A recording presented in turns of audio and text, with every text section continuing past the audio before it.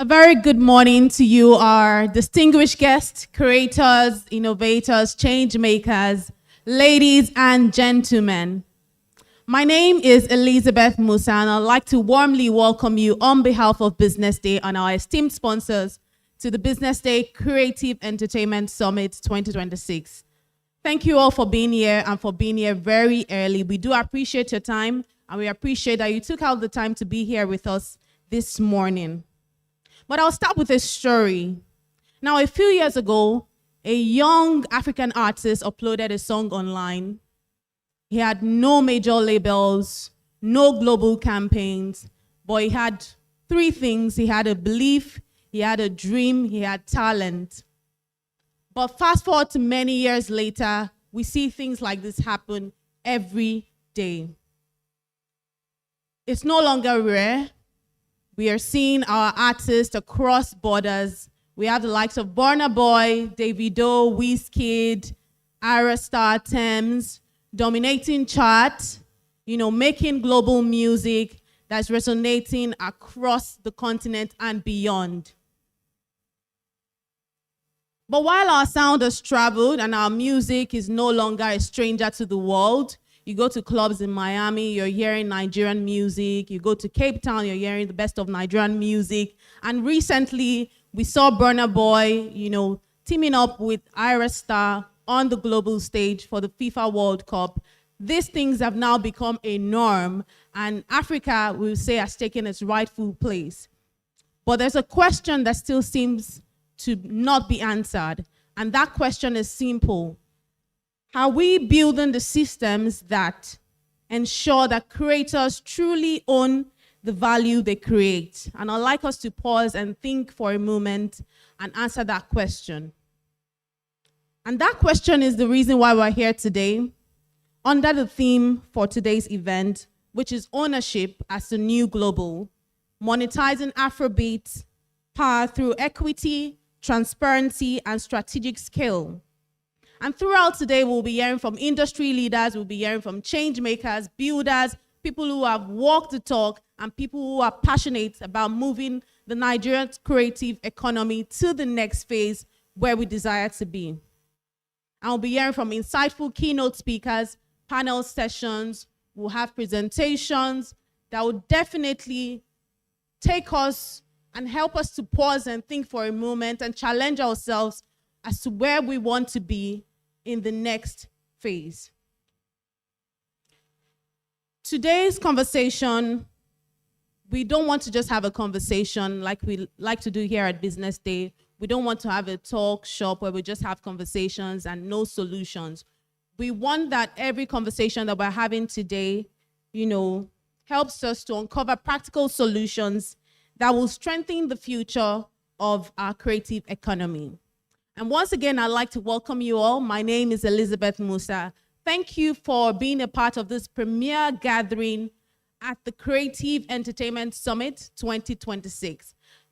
Just for us to begin, I'd like you to please put your hands together for yourselves this morning for being a part of this occasion. Thank you.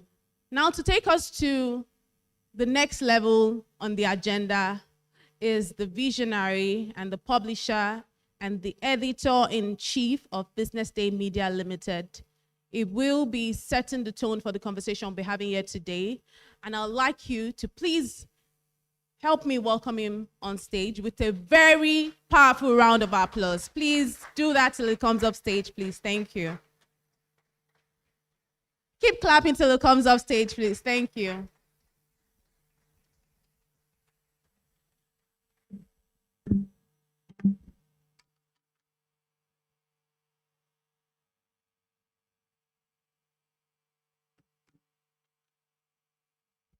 Thank you very much.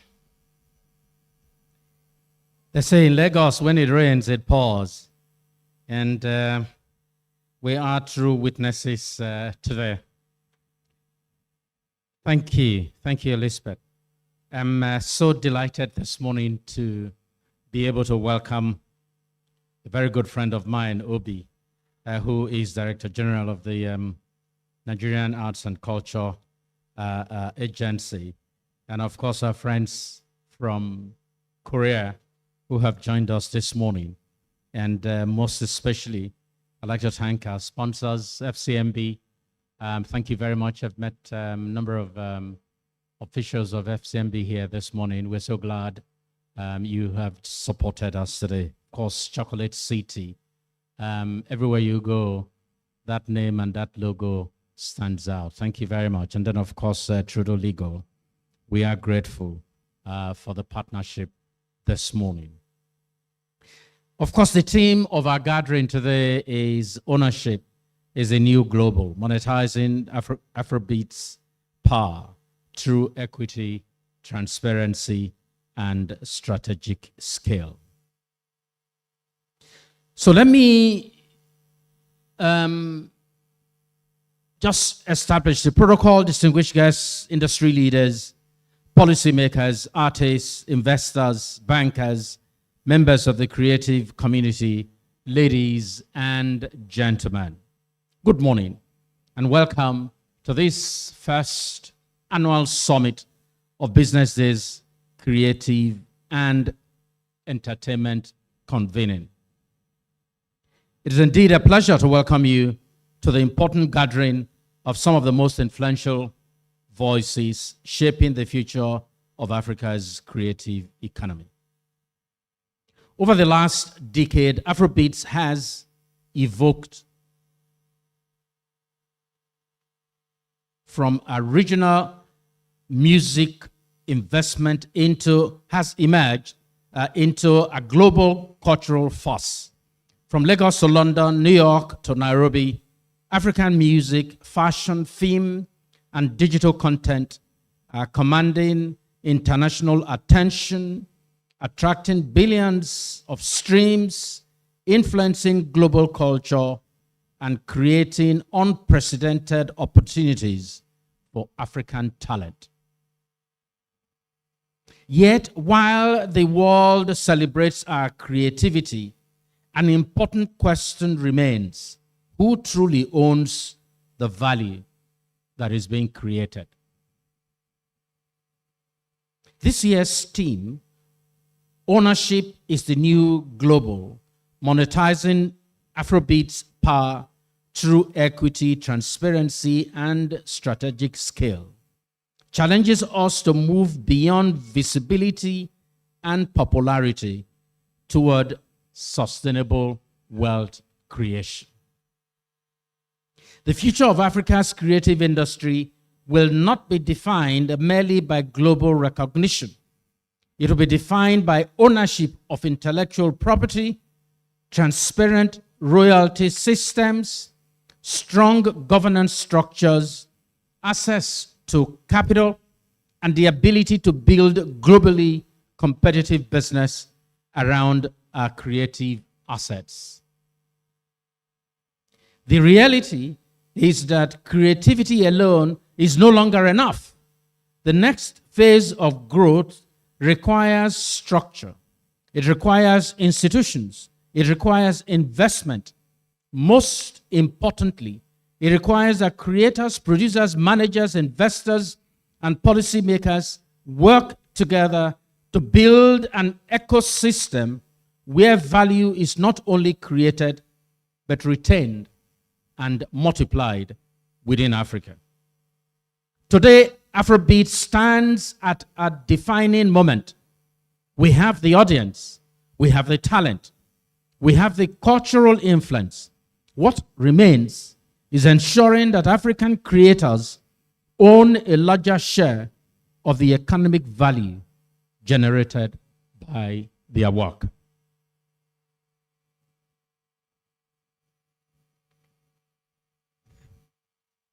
This summit, therefore, is designed as more than a mere conversation. It is a platform to examine the business architecture behind creativity. We will explore how to strengthen intellectual property rights, improve transparency in revenue distribution, unlock investment opportunities, expand global partnerships, and build scalable creative enterprises capable of competing on the world stage. At Business Day, we believe the creative economy is no longer a fringe sector. It is a strategic pillar of economic diversification, youth employment, export growth, and Africa's soft power. The sector represents one of the continent's greatest opportunities to create wealth, jobs, and global influence in the decades ahead of us.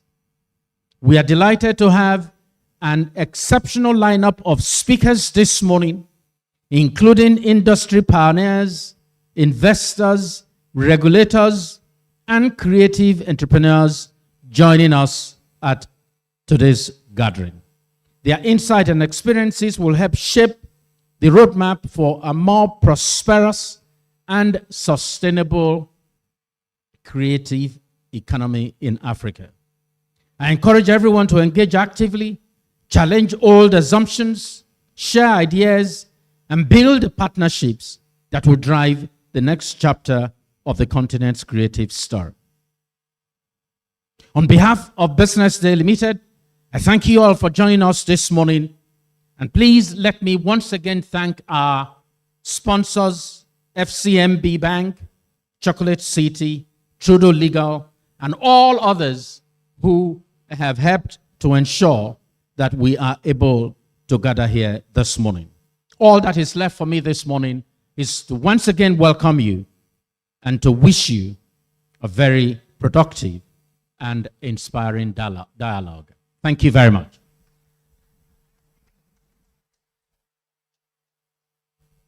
Thank you very much, sir. Please put your hands together again for the publisher of Business Day, Mr. Frank Aibogun.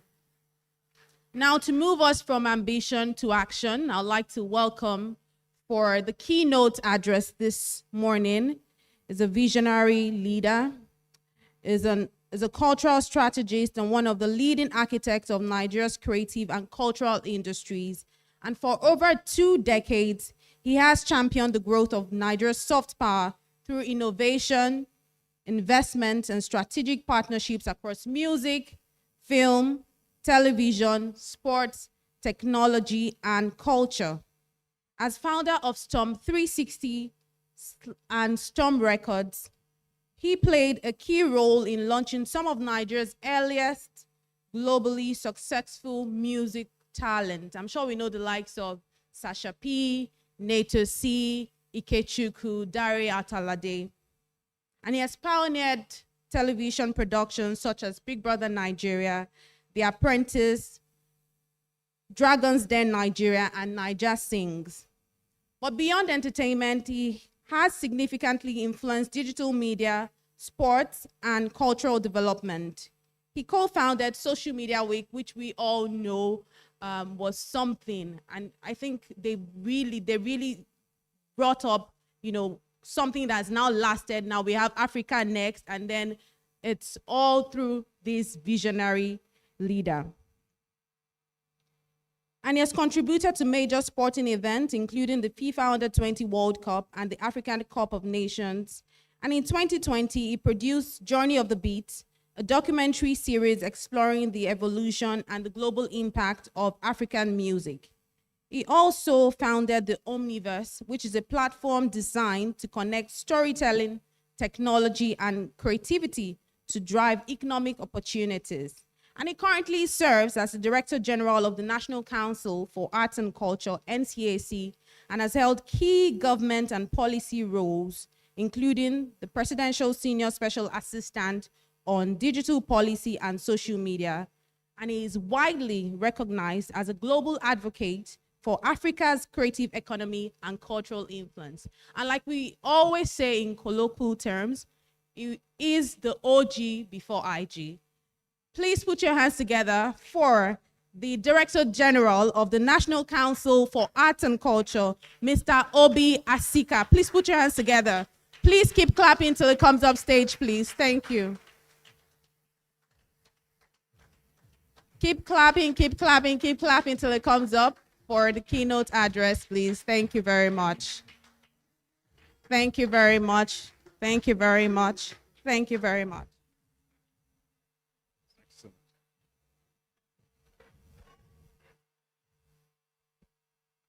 Good morning. Good morning. Thank you for some energy. I just flew in this morning from Abuja.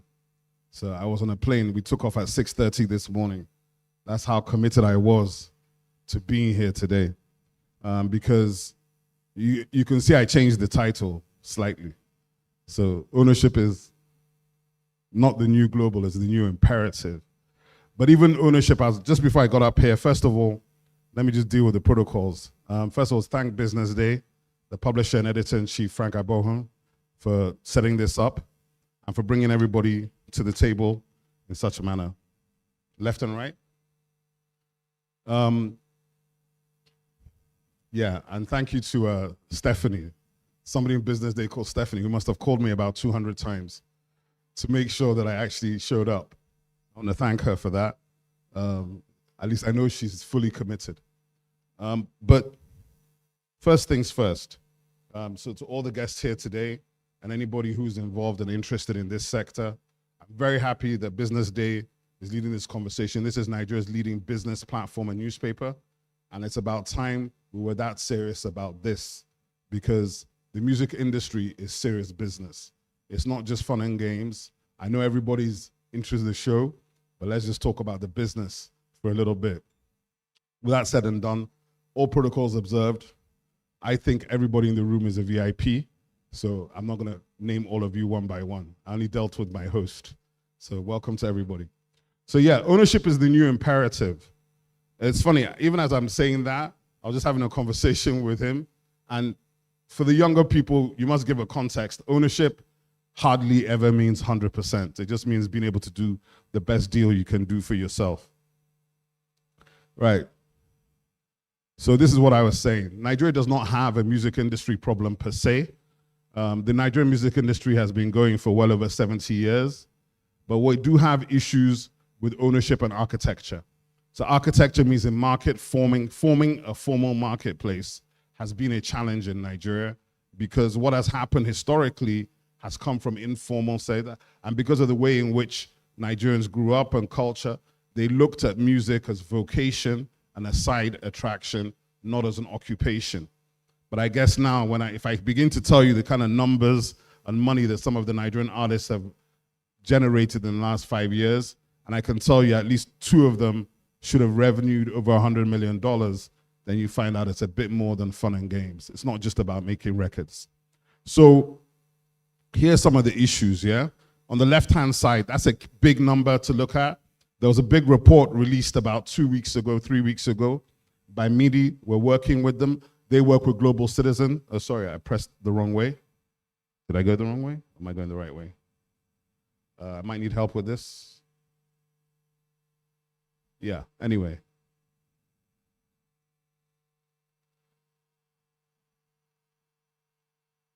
Sometimes these clickers. Am I going left or right? Just tell me. Right. Okay. So these are just some highlight numbers.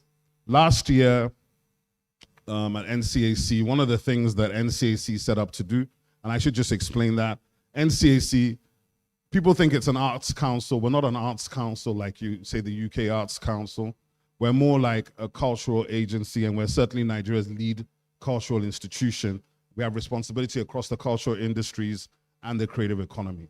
Music is one of the core mandates we have a mandate over, and we spent the last year and a half building consensus with the organized music industry in Nigeria, and hopefully later this year you'll begin to see the results of some of that. These numbers here, they came out of last year. We did 2 major landmark reports in terms of data. We will share them with the BusinessDay people after this event, because I think it's important that your community gets to see this. We did the very first Nigerian creator economy report, which we did with a firm called, with 2 firms actually, called Communique. And Communique runs a great newsletter, which if you don't know, they have about 70,000 people every week receiving their newsletter. And they write and talk about the creative economy, technology and innovation on the continent, but mainly in Nigeria. Up here, that $231 million we talked about. Regent Stone Capital is a private equity firm here in Lagos. The managing director was formerly at We Capital. Some of you would have seen a report last year called Uncharted Waters, which basically was tracking Lagos nightlife. For those of you who are still in the clubs and all of that, that report brought out some stark numbers. It said Lagos nightlife in 2024 was $900 million. Now that's one city. We have 59 more.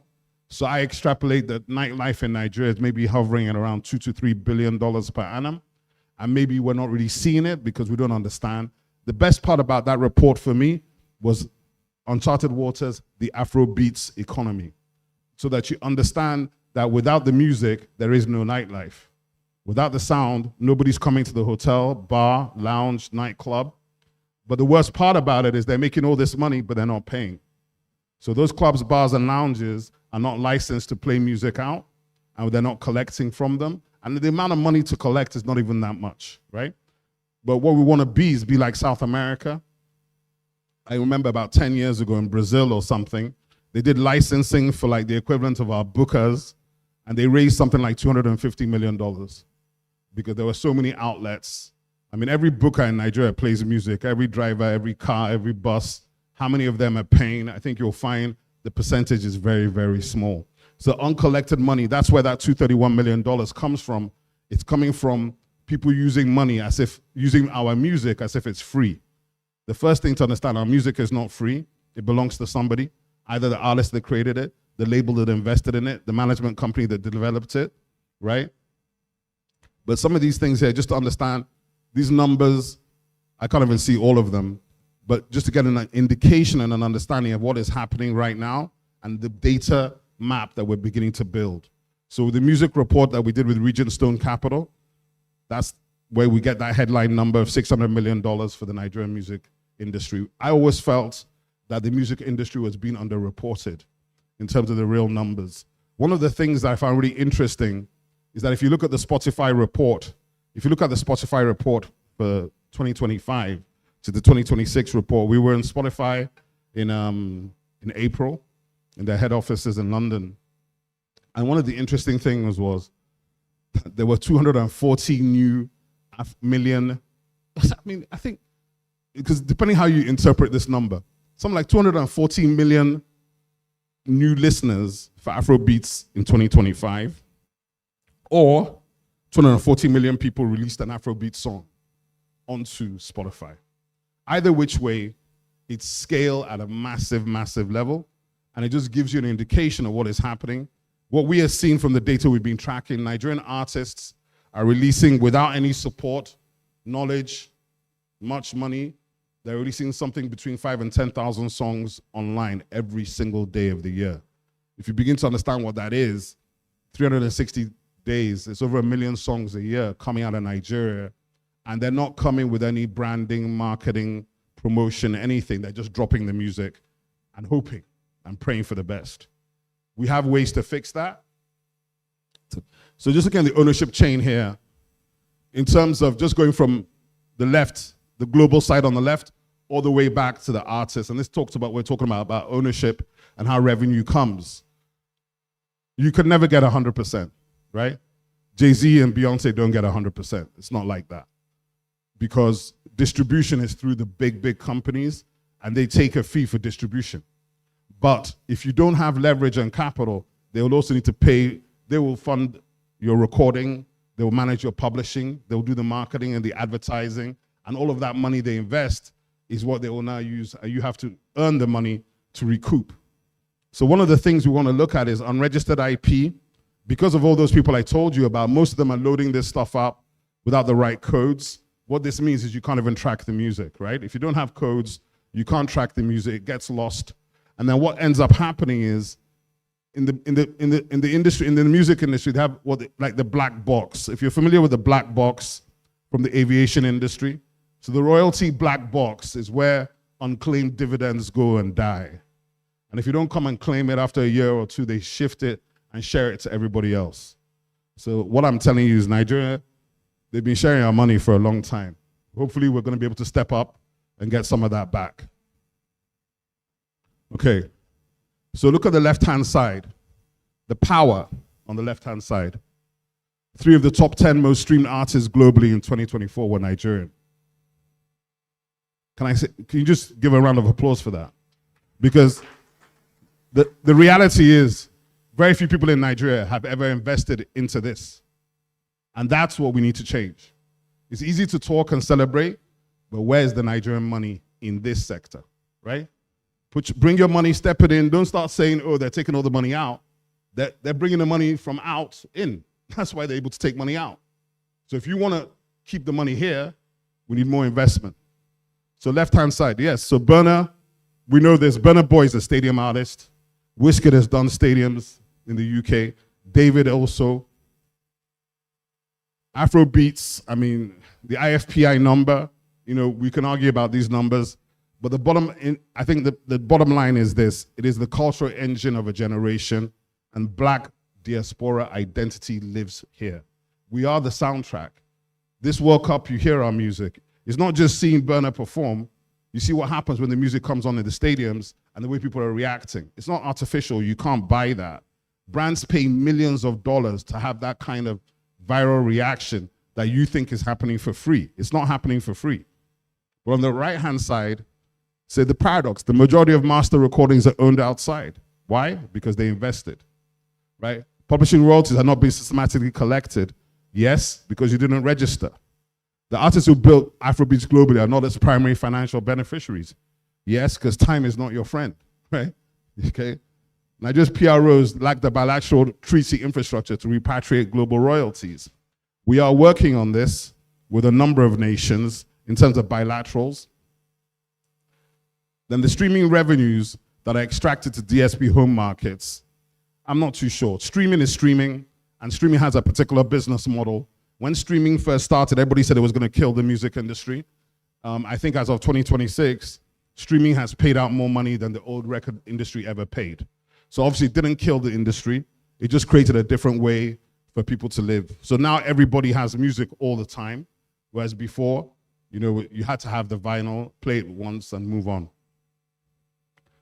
So in terms of equity is what will enable us to get a bit more ownership and a little bit more money. So on the left-hand side, we're talking about, you can see what we're talking about. So retain or reclaim master ownership, but again, with a caveat that really it's still going to be administered by somebody. You may not get 100%, but the best you can get is always good. We're building, some of this stuff is incorrect. NCAC is not building a National Heritage and Culture IP. I should have changed that.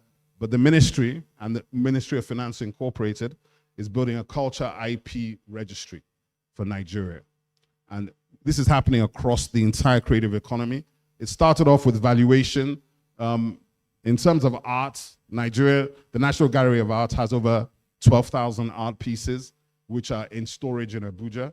We know that is probably worth $200, $300, $400, $500 million, but you have to have it valued, you have to have it insured, and then you can use it as an asset base to raise further capital. So these are the sort of things that we're working on. On the middle side, financial equity, the ICE hub, which is not explained properly here, is basically from NCAC. That cost is the cost of setting up one hub. The hub is innovation, creativity, entrepreneurship, nothing to do with the American version of ICE. IDICE, this is all part of how Nigeria comes to the table in terms of where's the money. Solar.com, which is, I don't know them personally, so full disclosure, but a very interesting company, bootstrapped out of Lagos. I believe they paid out something like 18 billion last year to Nigerian creators. So what they are doing is monetizing creators and influencers with product, merch, every other way of monetizing on Solar.com right here in Nigeria. On the right-hand side, I talked about, yes, so with the UK, with the US, with France and all these nations, we are working on this royalty issues and the collection issues. We have a work stream that we've begun with Spotify. Spotify has been very engaged and they are doing a lot in the market, but they're also doing stuff on ground to help Nigerian creators and musicians. ACHRA is a CBAC plan, but it's something that I think fits very well for us, which is how do you have one platform that deals with African rights owners. Because this issue that you see in Nigeria is the same issue on the continent, right?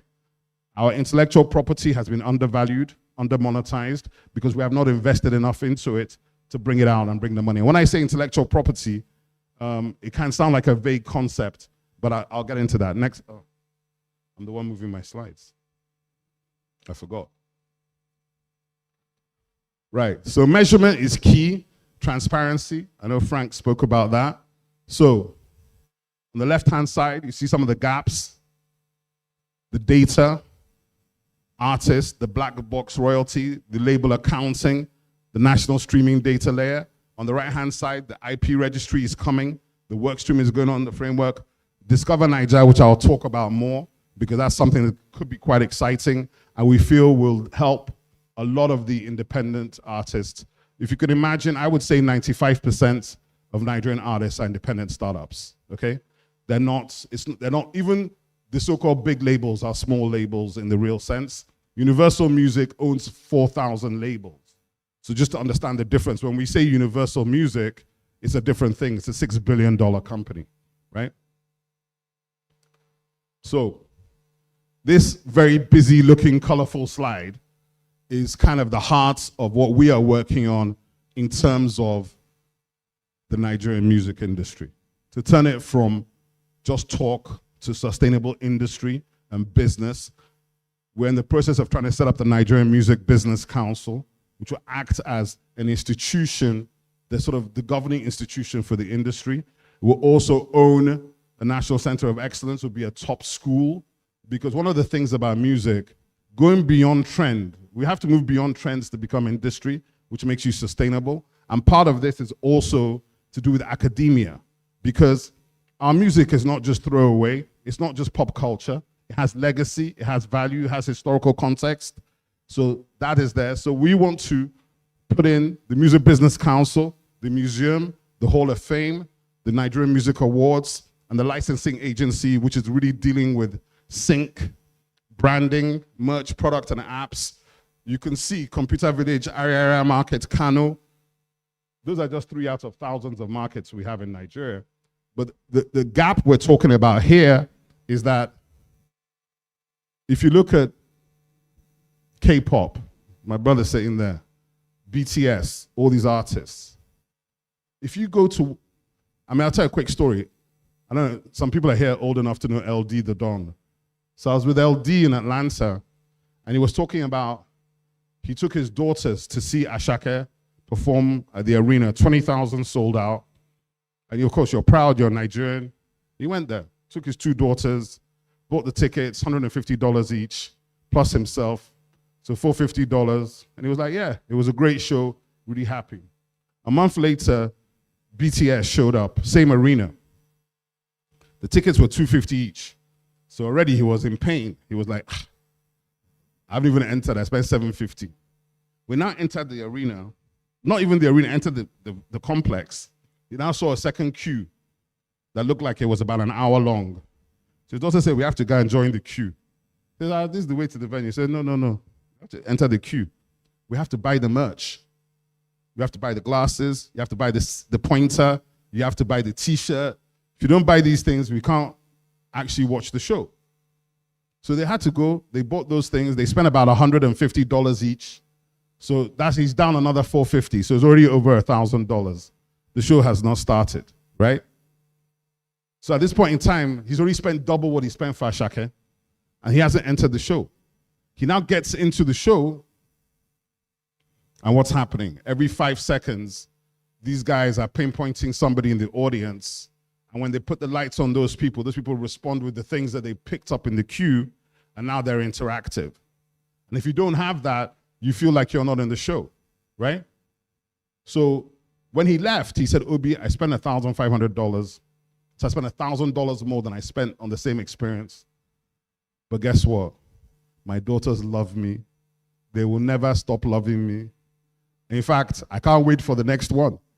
So this is a man happy to have spent his money, and this just speaking to you about the money we're leaving on the table. I was just telling the publisher, I'm sure many of you saw the Argun Group Festival in social media this year. Before it was shot, I used to tell people, I said, this thing is like the Game of Thrones, but it happens in Nigeria. But if you haven't seen it, it's hard to explain. Now, I begged the emir, I said, please, sir, get someone in to shoot. They got the right man. Trust me, by next year, Agungu, the money is going to be different. So domestic touring, sorry, thank you. But domestic touring, brand, product and merch, licensing, the Heritage Hall of Fame and the education, all of these things pay for themselves, by the way, right? You need to put in a bit of money to invest, but everything here pays for itself. And what happens is, and by the way, every platform here is PPP. We have zero confidence that we as government can run any of these things. So what you have to do is work with the sector to activate and operate all these things to open up all the space, yeah? So here are two scenarios. If we go how we're going, we'll limp along, you know. We're a big enough country, we've got a lot of people. We might get to that 1.6 billion by 2035. But if we actually reform and are intentional, we could easily do close to $4 billion, right? So the value of choosing reform or not is over $2 billion. I know where I'm voting, we need to do the reform. It's not even, it's a question of, if we don't do it, it's like, who is holding us back, right? Because the only people holding us back is us. Because let me tell you this sector, and it's not just the music, but the creative economy is principally about investing in the intellectual property of Nigerians. So I've never seen an investment in Nigerians that didn't make money, actually. Once they are focused and you get behind them, they always make money. So these are the things that you're looking for in terms of how we get consensus to move forward. On the left-hand side, you want to see equity in the deals. My lawyer friend, we're talking about that. The DSPs, right? Invest that 1% of Nigeria-derived revenue in creative development programs. Spotify has started. We want YouTube to be doing this as well. Apple Music, Deezer, all the others, Boomplay, AudioMac. We're not going to leave the guys who say they're local. They've got to get involved. The IP registry, the bilateral royalties, the ICE hubs. Then on the other side, the investors and financiers. iDice is finally coming alive, I can confirm. The CEDF is also going to come in the second half of this year. And we're talking to all the banks. I don't know if you know, but there's a new IP framework for Nigeria that was approved late last year. It is now going through implementation. As it begins to go through implementation, it will now come into the banks. As it comes into the banks, what this will lead to is hopefully opportunity for Nigerian creators, creatives, startups, because if you have valuable intellectual property, the banks will be able to fund you based on, for example, my brother Mike Effiong, who just sat down, the MD of Premier Records. You young guys will not know, but he has the biggest catalog of music in Nigeria. Well over, I don't know, 150,000? Something like 150,000 records. Now, what that means is if we had already built our ecosystem, Mike, as you'll see him here, is sitting on $1 billion asset. But because we're in Nigeria, we haven't built it yet, people look at it like, oh, but guess what? Better be early, be prepared, because it's going to happen. So these are the things we want to see in consensus, because we're not going to build these things by ourselves or even that way. We don't own the platforms, we don't fund labels, we don't run the DSPs. We're here to set the architecture, enable the infrastructure, and we hold the national mandate. So these are some of the things that are happening that we're involved in. And this is it. So if you're a creator, register every single thing you do, because every unregistered work is an unclaimed asset. If you're a label, distributor, or publisher, we would beg of you to renegotiate your contracts with Nigerian creators towards equity. The old model extracts, the new model shares. If you're an investor, a bank, a telco, a tech company, reinvest Nigeria-derived revenues into Nigeria creator infrastructure. This is not charity, it's the highest returning bet in entertainment. The era of Nigerian culture being the most consumed and the least compensated must be over. We're building the architecture and ready and able to work with partners in the private sector, the DFIs, the major independent labels, the record industry, everybody, to get to the objective which is to have a sustainable, profitable, long-term Nigerian music industry that goes beyond the present stars of the day. Because we all know we're producing stars, but how many of you here even know how the stars are produced? How many of you know how the pipeline is done? How many of you know where these people are coming from? Let me tell you, there is talent in every inch of this country. It's not about Lagos. People are coming to Lagos because Lagos looks like the platform. But guess what? But guys, has anybody here heard of Jarek? Yeah? A couple of guys, all right? So Jarek is I hadn't heard of him till about 18 months ago. Then maybe 18 months. And then suddenly I start hearing about this kid who's he's from my hometown. He's from Onitsha. And he's rapping trap in Igbo. And I'm like, what's this guy doing? Then the guy sold out 5 stadiums in the East. And I'm not talking about, he didn't call his friends. They sold out the stadiums. Like they sold out something like 80,000 stadium in Enugu, in Onitsha, in Aba. And I'm like, this is crazy. What it tells you is that they don't have to come to Lagos anymore, right? They can go global direct, but also their own market where they are can sustain them.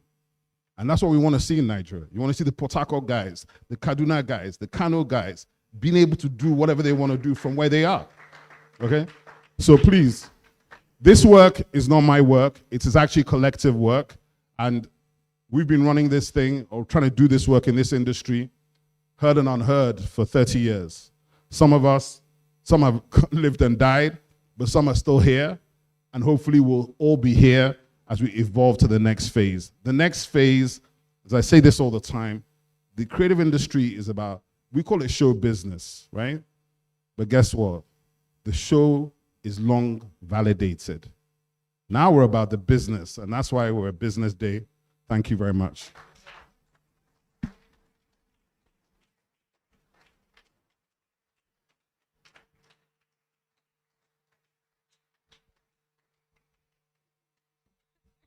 Thank you very much, Mr. Obi Asika. Please, once again, please put your hands together for our keynote speaker, Mr. Obi Asika.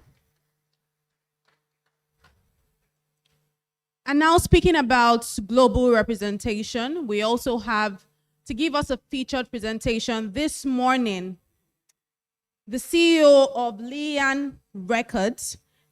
Is a South Korea-based cross-border music IP project development company connecting education, production, performance, and market entry partnerships. His Nigeria-facing work includes K-music production and Afrobeat in Abuja. He's developed partnership with the Korean Cultural Center Nigeria, where Lian Records connected masterclass, professional workshop, co-production, and live stage into one structured project pathway. He has also delivered a lecture and knowledge exchange at Maven Records and has been invited as a judge for the K-Pop World Festival Nigeria. I'm sure many of us know K-Pop. His creative foundation was actually formed in Toronto, Canada, where he studied contemporary music, music business, and Black music practice. Ladies, gentlemen, creators, innovators, change makers, creative builders, please join me as I make welcome the CEO of Lian Records, Mr. Hanon Lee. Please put your hands together for him as he comes up stage, please. Thank you.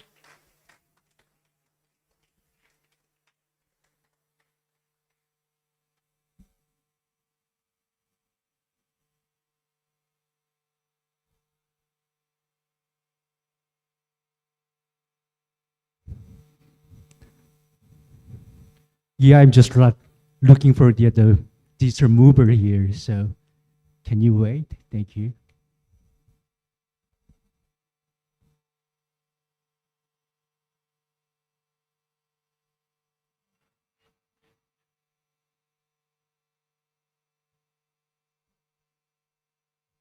So do I have to put your light, right? Okay. All right. Thank you, Mr. Asika, such a insightful presentation. Thank you. And good morning, ladies and gentlemen. We are here in Lagos talking about Afrobeat, ownership, monetization, equity, transparency, and tragic scale, and somehow a South Korean producer has found his way onto this stage. A little unexpected, right? I understand. But that unexpected connection is exactly why this conversation matters. My name is Han Lee, CEO of Land Records. Nigeria is not an abstract market to me. My connection with Africa began early through the gas my father worked as an international hotel manager. Later, at University in Toronto, Canada, I studied music business, contemporary black music, production, and ensemble practice. While researching Nigeria's music industry and Afrobeat, I met the person who later became my wife and my partner in this work. Thank you. Over time, their research and relationship moved into official cultural collaboration on the ground in Nigeria. So I would like to make my position clear. I am not here to define Afrobeat for Nigeria. I am here to ask what must remain after Afrobeat travels. The question is not only how far the sound can travel. The question is, whose value will that travel become?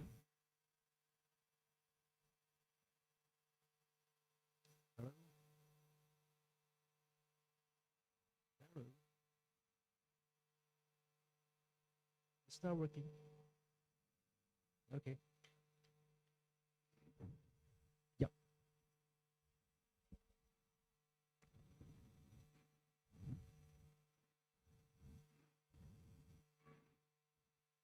No. Okay.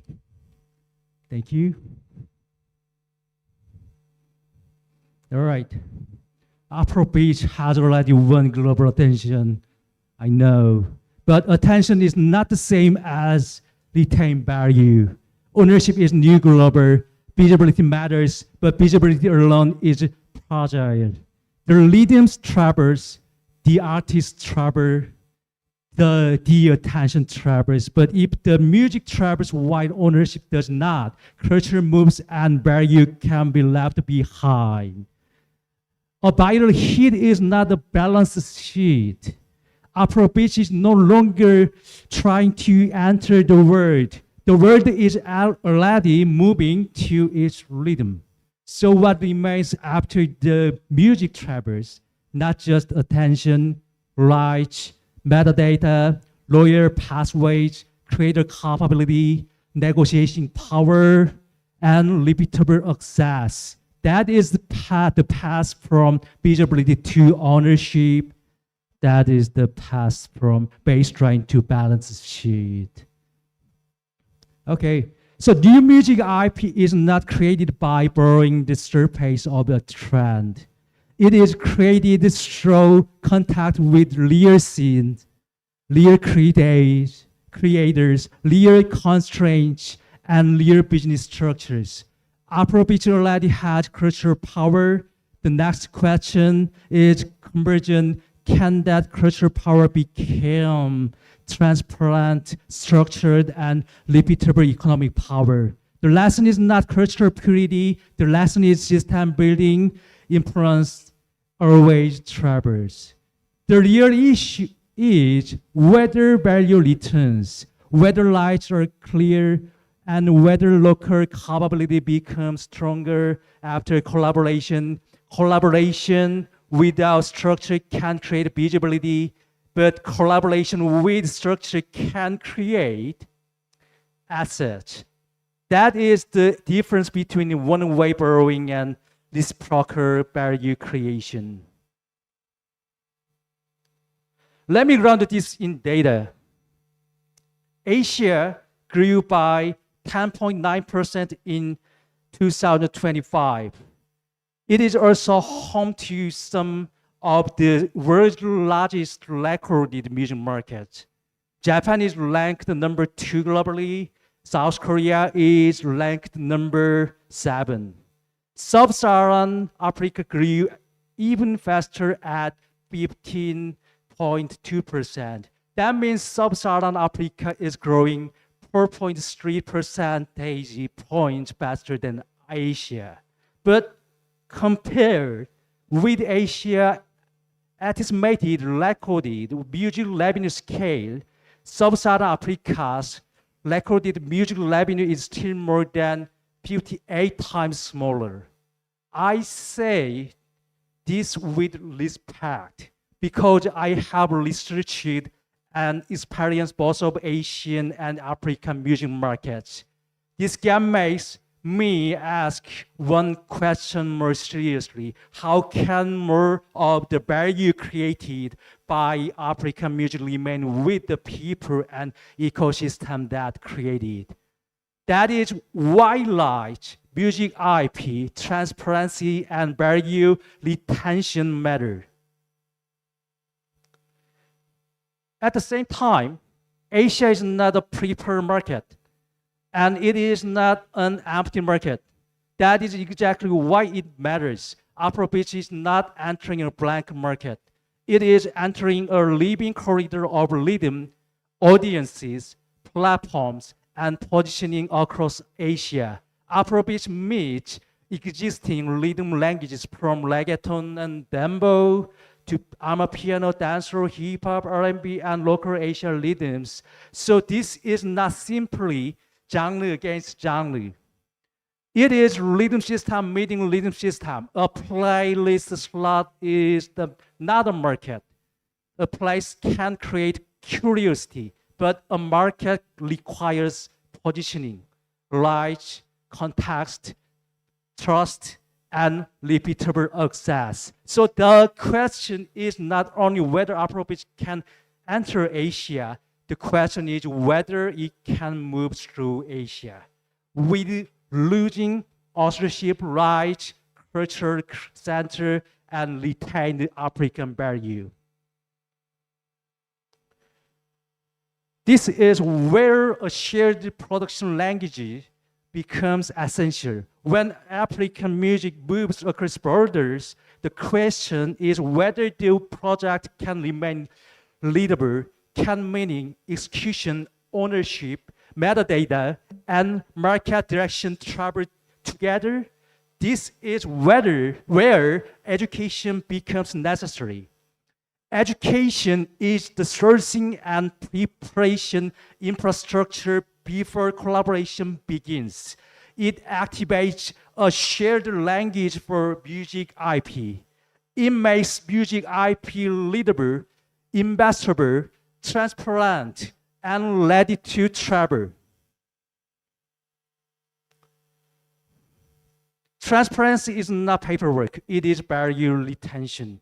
When create, split, and loyal paths are unclear, ownership becomes fragile, and value moves away from the people who created. This matters especially for women creators, emerging artists, and independent producers, because creators with the least leverage lose value first. So transparency is not just administration, it is how value remains. This is where South Korea becomes useful as a test and translation gateway, not because Korean wants the answer, and not because Afrobeat needs to become K-pop. Afrobeat already has its own creative authority, but K-pop offers one useful lesson. K-pop did not scale only because of sound. It scaled because the system surrounded the music. Before the world saw the result, training, artist, identity, production language, content, fan communication, rights, metadata, and market feedback. That is the useful lesson from Korea. Not imitation, not cultural replacement, system knowledge. For Afrobeat, the opportunity is to co-build an Africa-led system.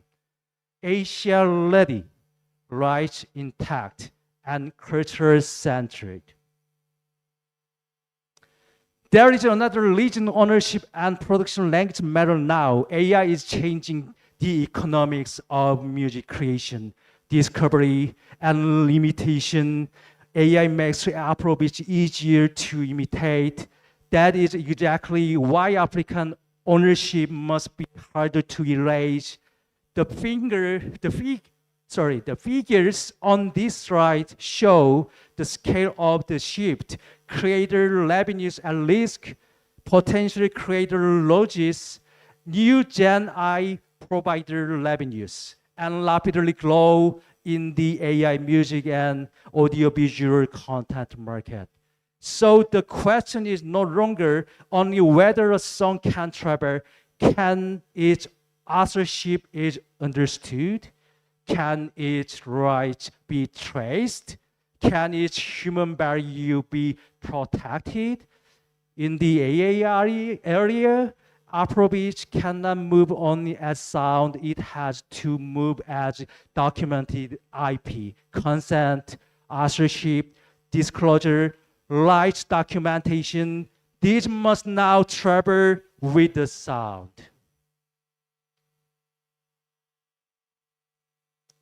Our company, Land Records, described the work simply: build music IP, access new markets, but our role is not to replace Nigerian creators or institutions. Land Records strengthen the sourcing and preparation layer for music IP. Earlier this year, this moved into practice through an official cultural partnership with the Korean Cultural Center Nigeria in Abuja. We delivered K-music production with Afrobeat through masterclasses, workshops, co-production, feedback, listening session, and live performance. But it's kind of like pipeline. But the key point was not the number of activities. The key point was the pathway: program discovery, IP build, prepare, market access, activation.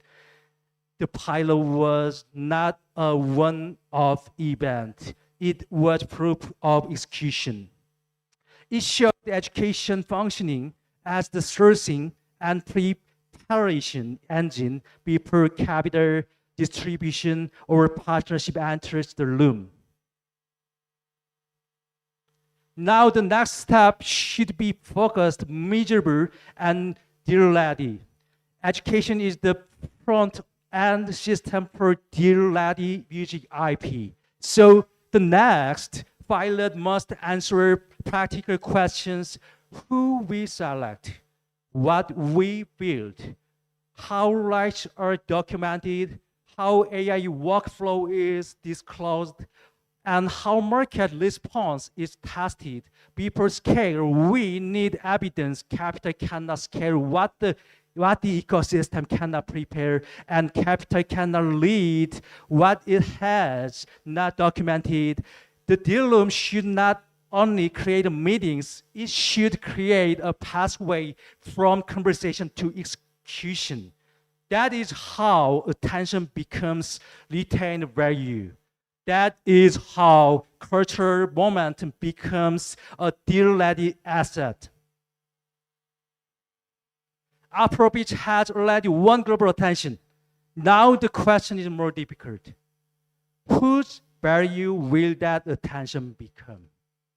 If Afrobeat enters Asia only as a playlist category, attention can move quickly when the next trend arrives. But if Afrobeat becomes a creative language that people learn, reinterpret, co-create, document, and build rights around, it can create retained value. Our playlist creates curiosity, education discovers capability, transparency creates trust, ownership creates leverage. If the sound travels faster than the structure, others will define the value, but if rights, capability, transparency, and ownership travel with the sound, Afrobeat does not just enter new markets. It builds new leverage if the sound travels. Light must remain if attention travels. Value must return. Build music IP. Access new market. Locally grounded. Build to travel. On this final slide, I also provide a QR code to the official Land Records website. Please feel free to scan it to learn more about our work and continue the conversation after this session. I look forward to discussing the next discipline, Dear Lady Pilot, with the light partners in the deal room. Thank you.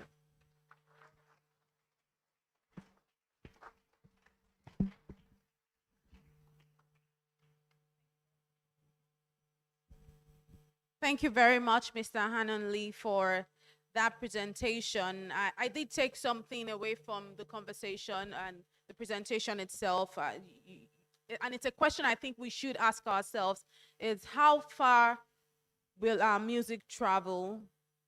And the question is not how far our music will travel, but whose value that will become. I think that's what is really important. And it leads us to our first panel for today, which is focused on from baseline to balance sheet, financing, monetizing, and scaling the African music industry. But before we move to the first panel, please let's put our hands together for Mr. Anon Lee for that very insightful presentation.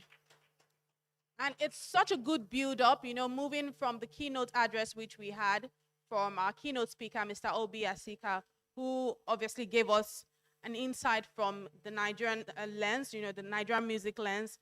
And then we came to Mr. Anon Lee, who then gave us a different perspective. So that's a very good way for us to now ease into our first panel for today. But before we move on to our first panel, I'd like to please engage us and encourage us to please engage and actively participate and keep our questions, if we have any questions, to engage with our speakers at the end of the event. Now for our first panel for today. I'll be inviting our panelists, and as is the process, please put your hands together for them as they come up stage as a way of encouraging them to the stage. Our first panelist today is a Nigerian music executive and the CEO of Chocolate City Group, where he leads strategic growth across music, publishing, creative services, and the digital economy. He began his career in 2008 as a sound engineer and producer, where he later transitioned into artist management and executive leadership, where he served in key roles including COO. And under his leadership, Chocolate City has expanded globally and nurtured talents such as Black Bones and Young John. He's also the co-founder and CEO of Being Creative and an advocate for African music industry development. Distinguished guests, ladies and gentlemen, I know he's already on stage. A round of applause, please, for the CEO of Chocolate City Group, Abuchi Peter Ugu. Thank you very much. And still on our panel for today, we have the group head for She Ventures and Impact at FCMB Group. And just as I've, obviously read out, just to make us know them, please, I don't want us to come up stage before I do all of this.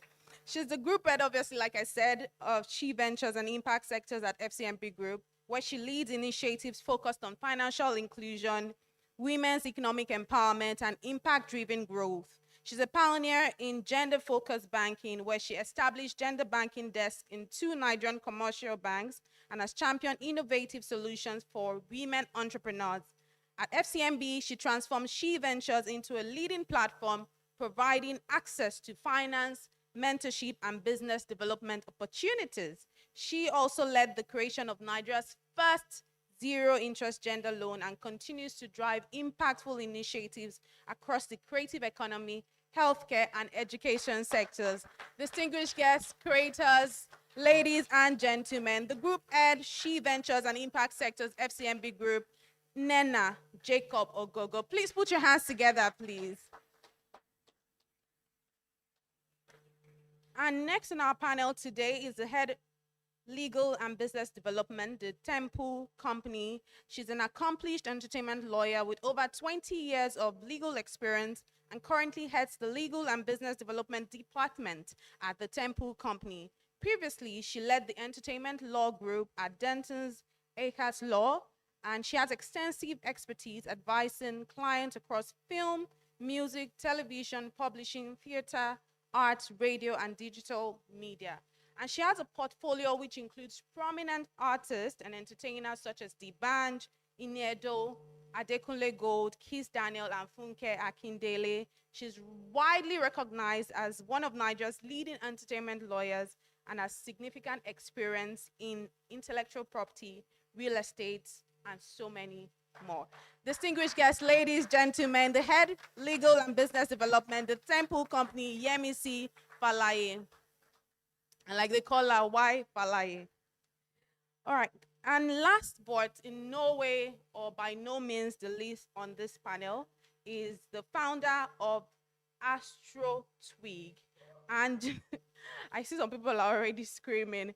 Is the founder of Astro Twig, and he's developed a social music streaming and fintech ecosystem that enables transparent, direct monetization for independent creators. He's a multidisciplinary creative professional where he combines expertise in motion design, 2D animation, music promotion, illustration, AI-assisted development, and front-end architecture to create engaging, story-driven digital experiences. And under his leadership, AstroTwig leverages a flat-pegged private ledger system to simplify creator earnings and financial transactions. He also has a strong background in independent music curation, particularly across Afrofusion, hip-hop, and alt genres.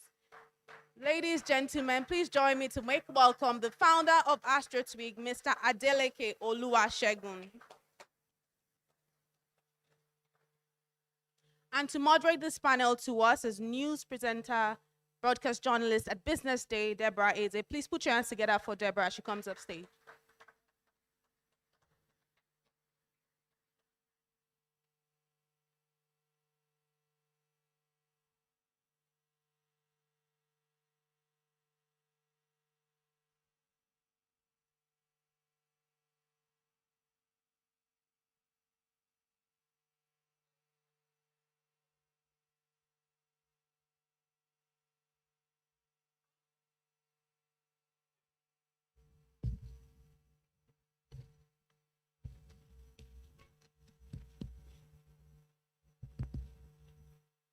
Hello, everyone. Good morning. Good morning, ladies and gentlemen. And it is indeed a pleasure, or I have the pleasure to actually moderate this panel session, the first panel session for today. Please put a round of applause, or give yourself a round of applause for actually being here this morning. Good morning. It's good to have our wonderful panelists. The first panel session, of course, we're going to be going straight into it, which is from baseline to balance sheets. We're going to be looking at financing, monetizing, and scaling the African music industry. Powerful, powerful conversations we're going to be having here this morning. And of course, Elizabeth has done the privilege of having to let us know who the wonderful panels had this morning, and we're going to be going straight into it. And of course, we're going to be starting off with Abuchi. Abuchi, right? All right, of course, we all know you as a leading label executive. Now, with your years of experience in building one of Africa's biggest music companies, speak to us about the biggest financing and scaling challenges facing the African music today. Morning, everyone. Thank you for having me. Should I take it easy on them or? No, don't take it easy. We don't like it easy. Because the corporate are here. Because we're in the industry where they ask you to bring, you must bring your property or bring, go and bring your kidney before they give you loan.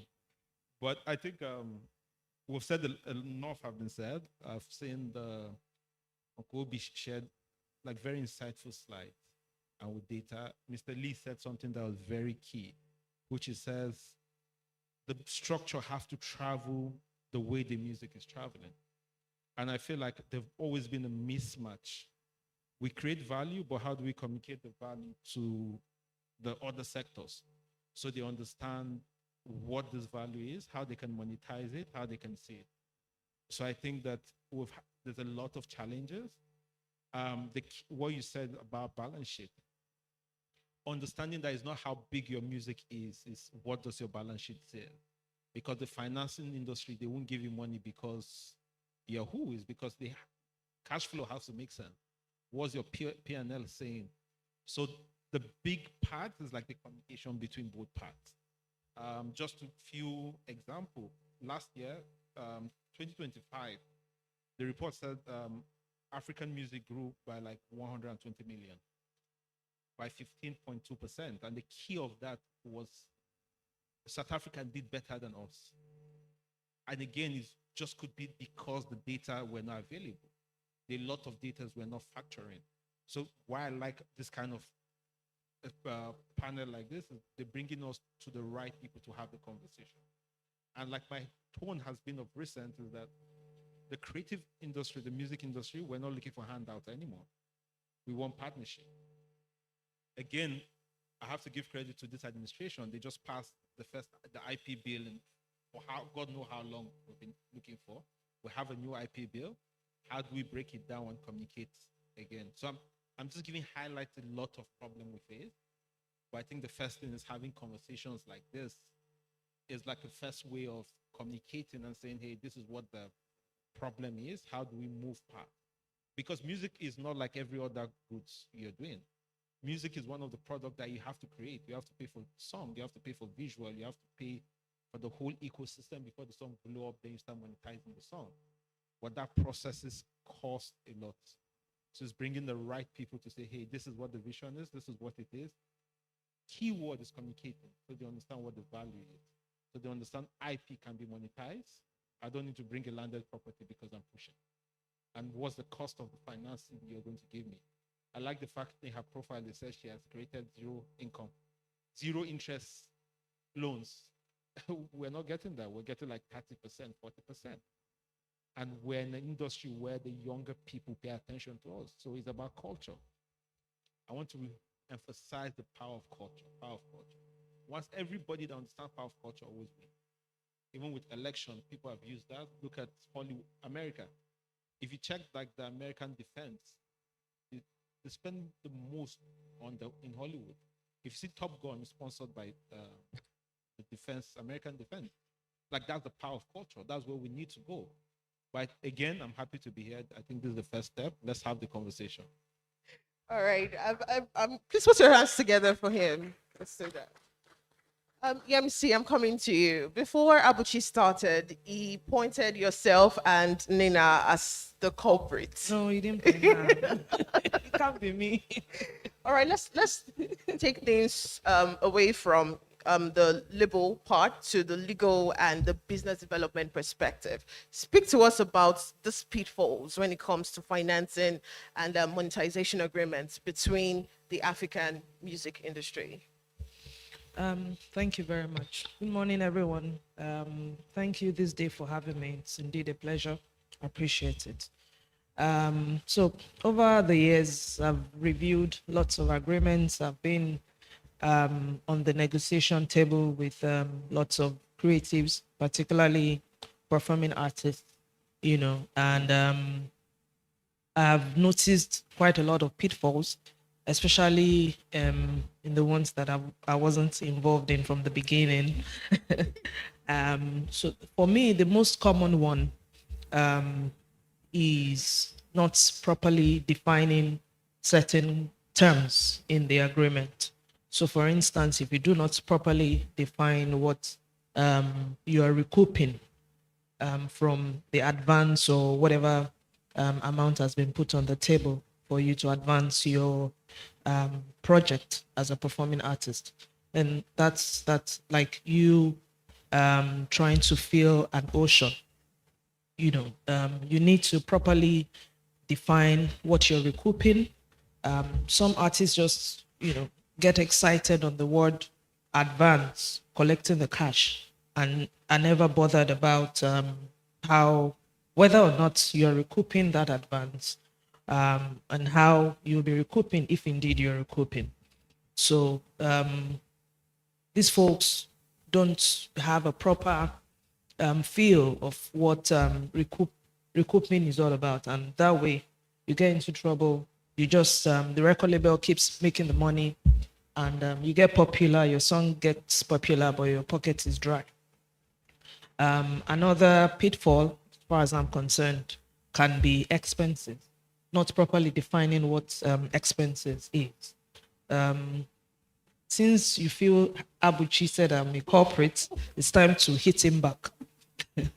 The likes of Abuchi can bill you for breath if you do as expenses if you are not careful. You move from one step to another, it becomes an expense that has to be deducted and has to be recouped before you start making money as an artist. So in any agreements that I review for any creative, I need to ensure that expenses is properly defined. I still had a conversation with one of the renowned actresses yesterday, where I was putting her through a performance agreement that I reviewed for her for an upcoming movie production. And they promised her 3% net of back end of the movie. And I said to her that if we do not properly define net, this 3% might just be a child's play, a way of just pushing you forward and just gaslighting. So, I think those are the major pieces. Okay, maybe one more for the guys in the music business.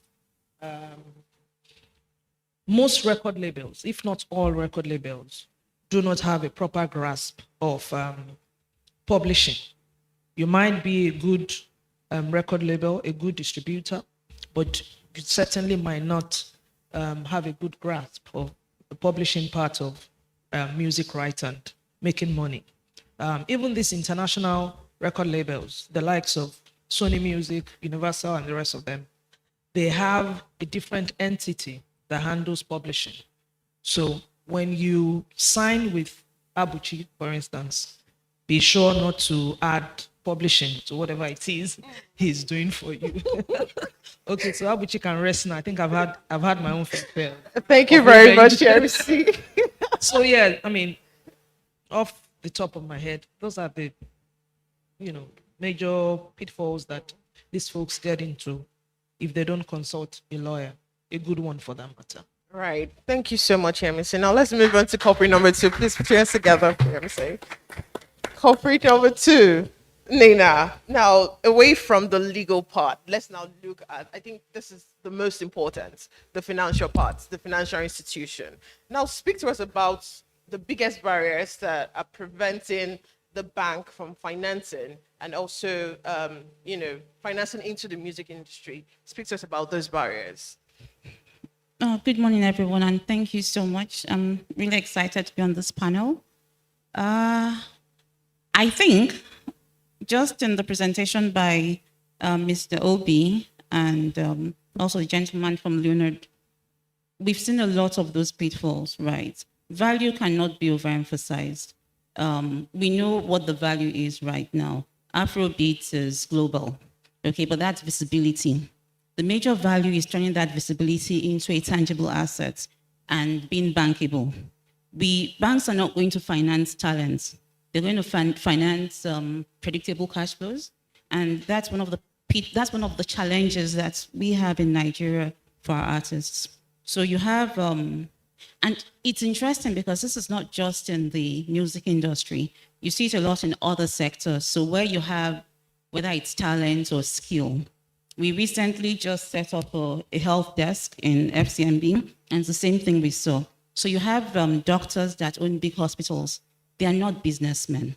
These hospitals are failing. The same thing with the music industry, the same thing with the creative industry. So you have talents, can be underscored, but they're also not businessmen. They don't have that financial acumen, right? So you find that a lot of them are in the informal sector.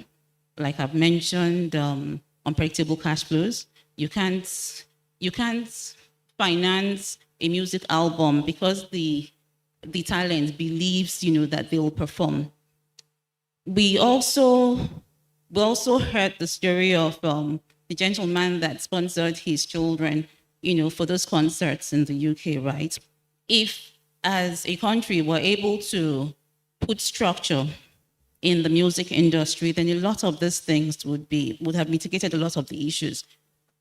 Another challenge is we had talked about collateral, right? I'm happy when I heard that IP will now be used as collateral. So we're going to define that, we're going to put structure in it, and we'll be able to take it as collateral. If you come to the bank and you want to access a facility and you have a building as collateral, it's there, we can see it.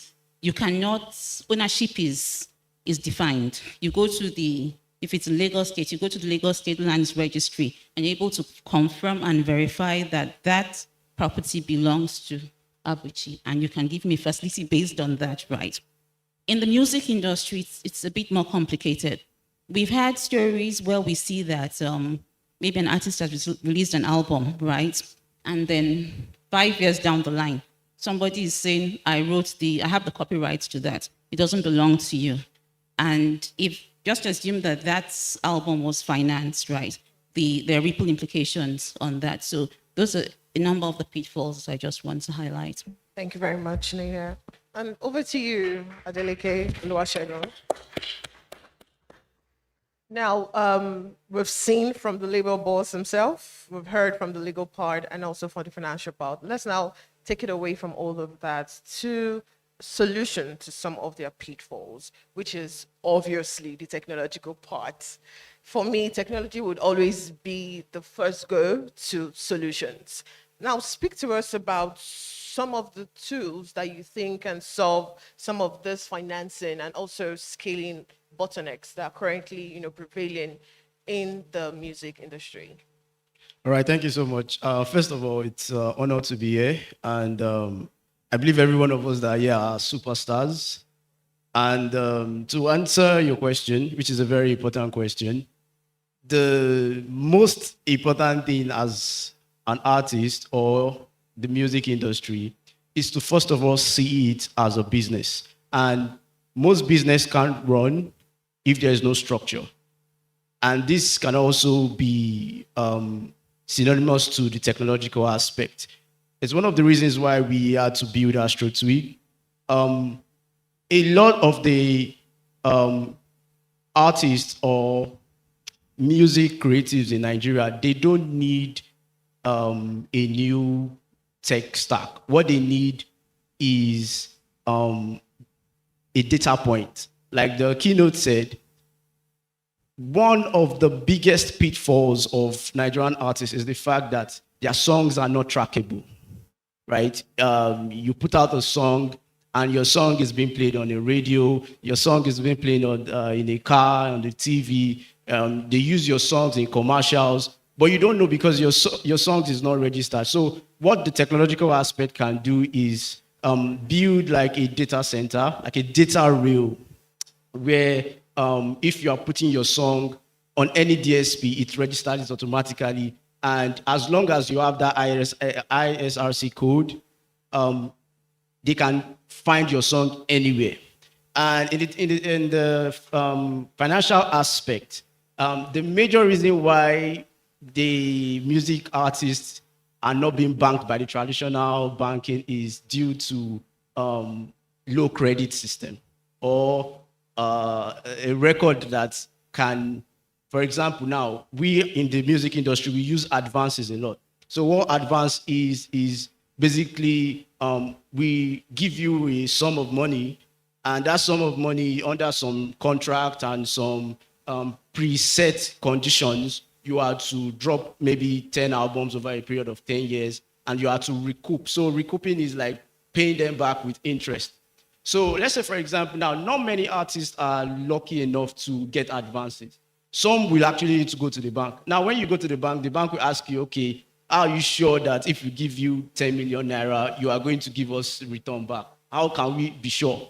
So if you tell them, oh, I have millions of followers on TikTok, there is no way to quantify that data. So if for the tech people here, because I know we have some tech people here. For the tech people here, if you can build a solution that can allow creatives to be able to get a credit score, get a credit system based on their virality on TikTok, Facebook, on Instagram, that will really go a long way, because then the bank now have something that, okay, yes, we can actually predict and know that, okay, if we give this guy this amount of money, it's going to recoup. Thank you so much. For the tech people, brilliant idea there. Thank you very much, Oluwasegun. And I'm going to be coming back to Abuchi. Of course, we understand, everyone in this room understands how the Afrobeat industry is. So explain to us how Chocolate City has, approach to artist development and the global partnership. How has it evolved in response to everything that is going on in the current state of the Afrobeat industry? Yeah, thank you. I think I want to continue. We have continued on people's, like, I didn't start Chocolate City. Two friends came together and started Chocolate City. Chocolate City is 20 years. Before me, there was MI, the CEO, then the two of them came back, the founders became CEO. Then I came. We understand that we have to continue. So I'm building on a lot of foundation that have been laid before me. Before Chocolate City to be where we are, Storm Records was. And because for us to have MI Ice Prince, there was Need to See, there was Ikechukwu. So there was a foundation that we keep on understanding that is very key, building on foundation. But where we are now is like the model is about developing the artist, looking for the artist. Now everybody, I always joke about, in everybody's family there's an artist. If you check, if there's somebody, your cousin or your security, somebody's an artist. So artists is everywhere. So we find the artist, develop the artist, build an audience around the artist, then build structure around them. And A&R now is a lot. Because now you see artists that have great songs, but they can't really perform. And I feel like, back to what Yemis is saying, these are the process that is expensive. Because after spending 5 years with an artist, when you are saying, this song will enter, that's when 3 lawyers will call you and be like, this thing is no more working. But you were not there 5 years. When you have been given, there's a huge advance, there's a system. And again, just to add on that key thing, because I've seen a lot of lawyers here, which I like, is that we have to even understand the concept of music. There's publishing, there's master. We don't do publishing, we have a sister business that do publishing. One song in layman terms is divided by 200. 100% is master, 100 is publishing. Publishing is everybody that come together to create the song. So you're cooking a pot of soup. Everybody that came together, the Maggie, the producer, the singer, the person that performs the song. Sometimes the person that writes the song owns more than the person that, the voice you hear that performs the song. All of them are publishing. The people that own the song, that's publishing. That's their right, they manage. So you look for a publishing firm to help you manage that, look for a lawyer to help you. What we're interested in is the masters. So that's what they pay us at iTunes, the part of what they pay us. That's how we make our money back. So investing takes a lot. So number one is artist development. Building the brand, then helping the artist monetize. Monetizing, then you go back to this partnership we're talking about, because you have to understand there's a value transaction both ways. If the artist doesn't get value from me, there'll be a problem. If you don't get value from that, there's a problem. So we understand that, and that's why we've been consistent over time. And the next phase of our growth is understanding that we need to now partner with the key stakeholders. For example, BusinessDay, they have been communicating business both ways, between the people that are making the money, the consumers. Now we need to get into the mix to tell our story, to let people know this music business is interesting, it's bankable. If you see, I saw Obi's slide, the last slide, where he was talking about partnership. When I saw it, I was, but when Yemisi said it, I was just like, I'm going to steal that slide. That's moving forward. Because I feel like moving forward, we need the lawyers, we need the bankers, we need everybody to put in the money. So the purse is bigger, then we can grow together. So that way it's not like, oh, I've gone wrong, you've gone wrong, let's do it together. And that way we can be along. But again, the key secret for us being here for this long is partnership between us and the talent. And every talent, we've had talents that are like on their 10th contract with us because we just don't wait for you to do your 3 years or 4 years.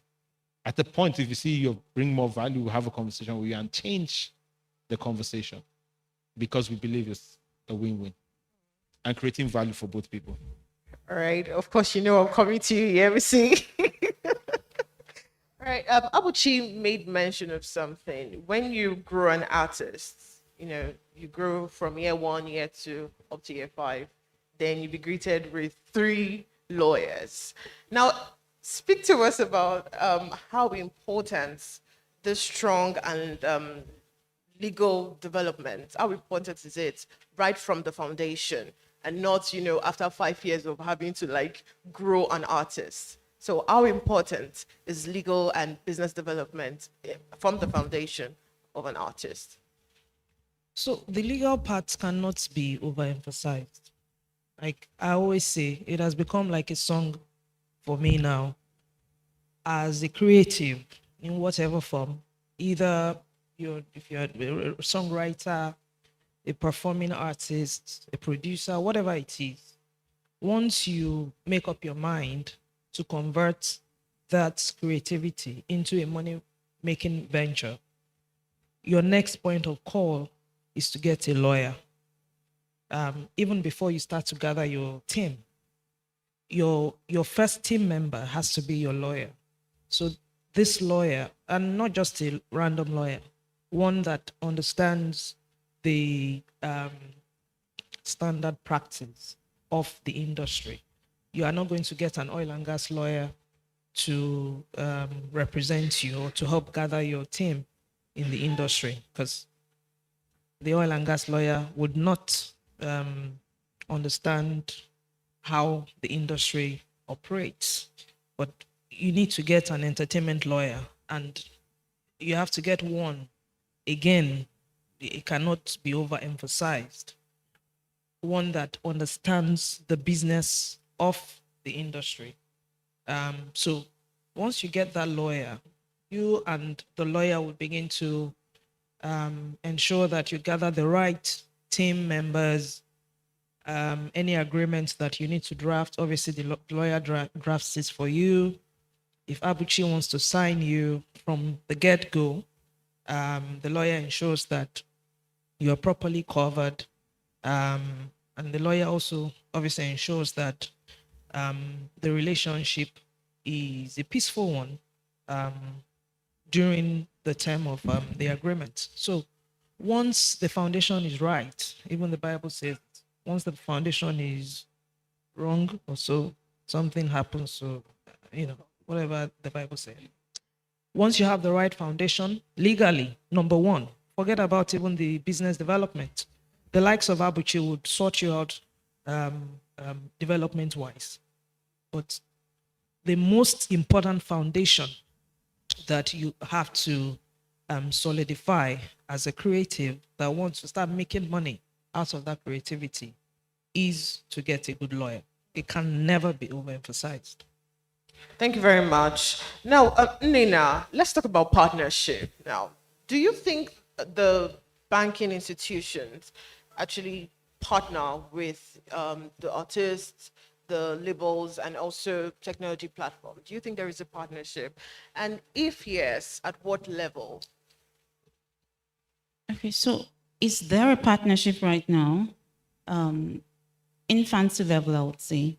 And that's because a lot of banks don't actually understand what it takes to thrive in the creative industry. One of the reasons we're here, and one of the reasons we supported this program is because at FCMB, we're being intentional about partnering with the creative industry. And like I said, because we also understand that as bankers, we probably can never understand what it would take to support that creative industry, we are going into those partnerships. And we're learning that we can't fund individuals. We have to fund the ecosystems, right, that back those individuals. So those were people like Abuchi, people like him, streaming platforms, people that actually coagulate these individuals. And so we are happy to say that we're definitely going into, in fact, I've told my team that when we leave this room, we must have solidified a minimum of 5 of those partnerships. Because, like I said, we're being intentional about this. It's not just about the potential that the creative industry has in Africa. It's the fact that for something that has that much potential, and for the fact that a lot of individuals have put so much into it, it deserves to be supported and scaled up. Thank you very much. Please, a round of applause for her. All right, Adeleke, of course, technology. Let's talk about that. Let's do data now. Now, explain to us about the role that data has from virality to sustainable revenue generation. What role does data have in that? Okay, thank you so much. In the technology world, data is everything. And I hope we know that people are now engineering viral moments by understanding the algorithm. And algorithm is basically data. So data is very important because, to be quite honest, to get viral is very difficult. It happens, most times happens by chance.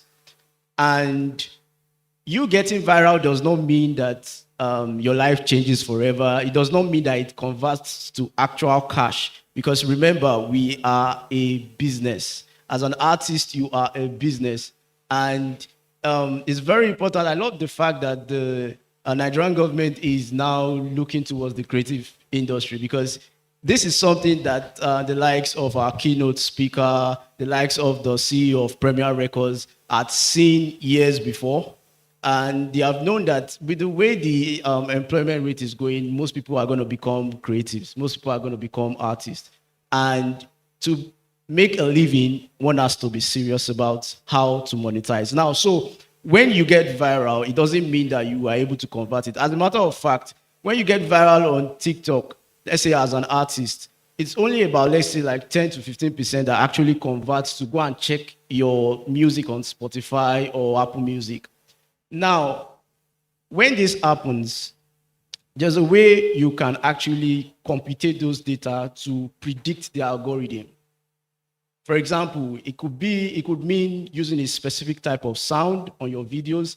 It could mean doing something bizarre for the first 3 seconds to get the attention of whoever is scrolling through, because people have short attention span these days. So now, if we as a nation, because yes, this discussion is how we can move forward as a nation, if we are to turn virality into something that is consistent, into something that is a consistent stream of income, we have to understand data. And data that we should understand is, for example, where is the trend moving towards now? How long are people's attention span?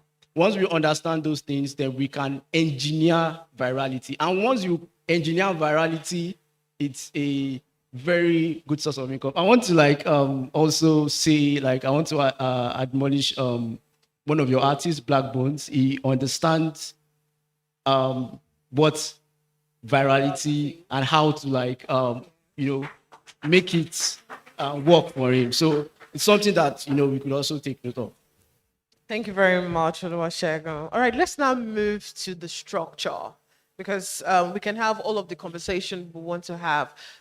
If we don't identify the loopholes in the structure itself, it's all a waste. Now, Abuchi, I'm coming back to you. Now, let's talk about the structural challenges. And I'm talking policy, reforms, investment framework, or even the industry itself, the industry infrastructure. What are the most critical for sustainable monetization of African music at scale? Yeah, just to give few points, and just maybe those points needs funding, huge funding. I think number one, we need one and better collecting tools. Or how do we collect? What's the process? How do we manage? For example, we've talked about masters. People talk about publishing, but there's neighboring rights. that a lot of people don't hear about, but you make a lot of money from neighboring rights. There's the sync. There's even public performance. There's digital. There are a lot of revenue streams that we don't collect. But again, is that we don't have the tools to collect. And most of the people, even locally assigned to foreign collecting society. But if we have a system that helps us collect, those tools that help us collect, that's like a lot of money we're losing on the table. For the past 2 years, every big artist have had an issue in the UK where you have a random person goes and registers and say, oh, it's my publishing, or I own the sync rights. Then they're collecting. Like we have like 3 cases we're chasing like that. But again, because these people showed up to these people who showed up with a record with a bank account that have, there's a Chocolate City X something, and they're paid.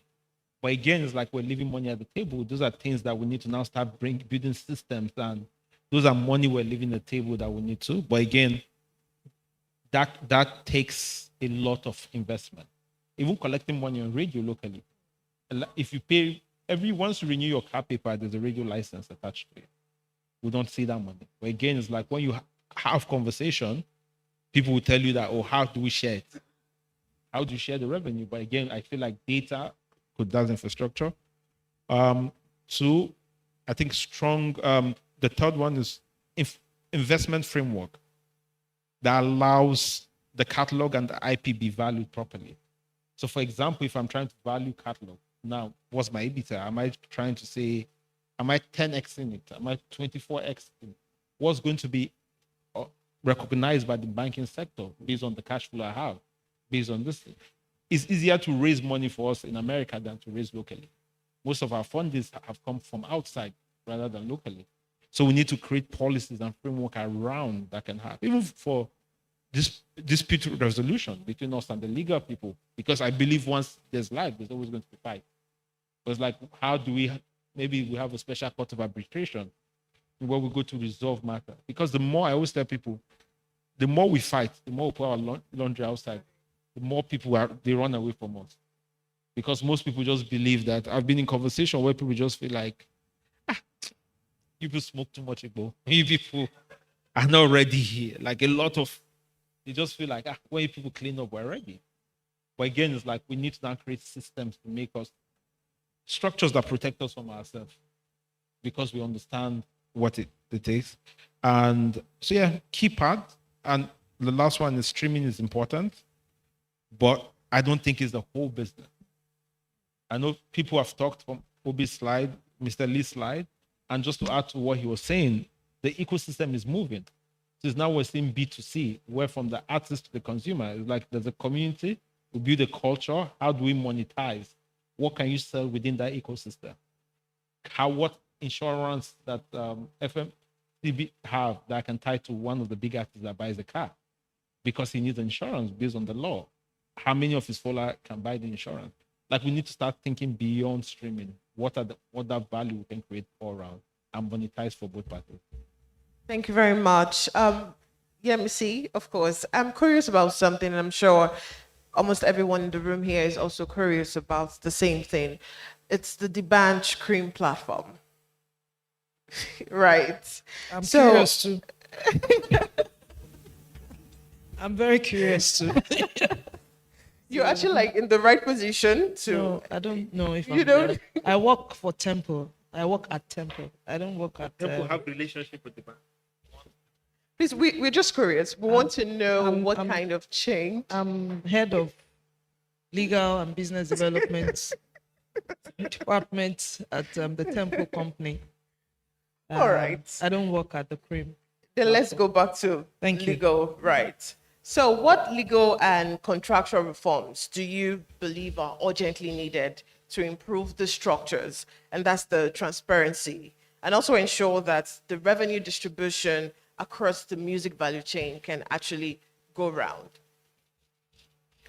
Well, so in Nigeria at the moment, things are very scattered in terms of collection and revenue generation for creatives. The only clear ones are the ones you go for performance, you get paid, and you move on. But in terms of their creativity, how their intellectual property is being used, The structure that we have at the moment is quite unfavorable to the intellectual property owners. So for me, I think the first suggestion that I would give is developing. Thank God Leke is here. A sort of what I call auto generation mechanism, where automatically, once your song is being used or once your intellectual property is being used anywhere, there's some form of technology that will detect the number of views, how it's being used, and what you should earn for the usage. And then once we have a well-structured CMO, the collective management organization, that would help follow up with payments and then also disburse, I think will be good. Transparency is also very key, which I think is a major issue that we have in this part of the world. Once there's transparency, you don't need anybody to just give you figures in your head. There are some distribution companies at the moment that have on your dashboard, you see automatically what goes to you as an artist, you see what goes to you as a record label owner, right owner, you see everything. Transparency. Nobody is trying to get your logbook or to see how much you've earned and do the calculations for you. It's right there. So once transparency is ticked out, proper structure is ticked out, the technology that can be developed to ensure that it detects automatically where your song is being used, how your song is being used, and how much comes to you for such usage, I think will be good. Now, still on the structure, Nina, what financial instruments or policies do you think, could make royalty and intellectual property acceptable collateral?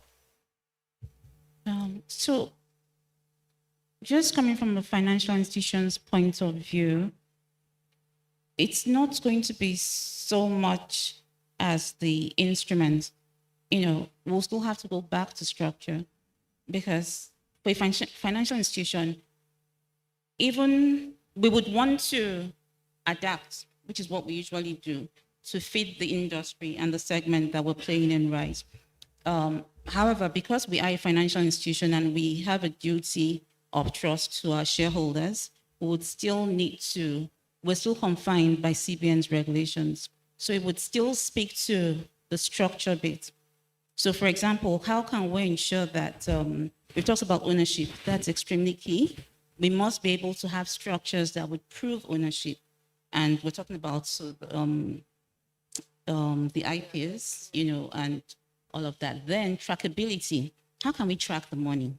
We've also spoken to the fact that a musician releases an album, right? It's paid all over the place, but they're not getting the funding. They're not getting the resources allocated to that. So we talk about trackability. We also talk about transparency. That's very key. And for me, it would still be partnering with institutions like these two and other platforms, where they're able to bring the artists into an ecosystem, and then we're able to build around that ecosystem. We want to finance artists.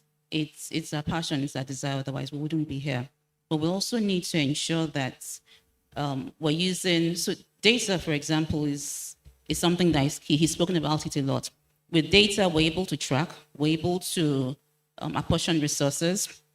Technology can also help us a lot. It's helped the other side, which means that with technology, it's easier to copy music. With technology, it's easier to stream, for example, and then the artists are not getting the finance that they need. But the point is that same technology is able to help us. So there's blockchain technology. And with that, we're able to sort of pin ownership. We're able to track. We're able to ensure that, there are transparent processes. And once these things are in place, then the bank has absolute comfort. And then we're able to fund. Thank you very much. A round of applause for our panelists. Your insights was very, very valuable. Before we bring a close to this first panel session, I would like to ask another question, and which is, what do you all, and I mean, four of you, what do you think is the biggest change that is needed over the next 5 years to unlock the full economic potential? I'll start with you, Abuchi. I think you see this table here. Everybody there, retain them. Because I feel like this industry is one of the industry that we don't invest back into it. Once you make money, the artist, it goes to chain first. Chain blinks, then goes to the car industry, then small touch real estate, then coming back to invest on the people. So the reason I put example is like if you have a team and you have, let's say, the quality of people in that table, you know how much your wage bill is at the end of the month. You know how they will sit down and galvanize even the younger ones to work. But it's like you have talents that are worth billions, but the people managing their affairs can't even communicate value both ways. So even we're talking about IP bills, we're talking about policies, but if you see the petroleum industry bill, when you see the people passing the laws, you have like 70 SAN coming together to create a policy that favor an industry. But us here, even for this industry, like we don't have the manpower and the people that understand how to communicate value.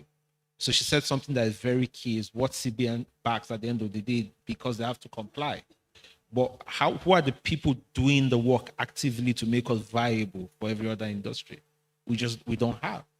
So we're not investing. So for us to succeed next 5 years, we need to create incentive system for people to invest more, and we keep the people inside, because we're seeing most people get to a certain peak, they go work for a bigger agency or go work for another fund somewhere coming to buy catalog.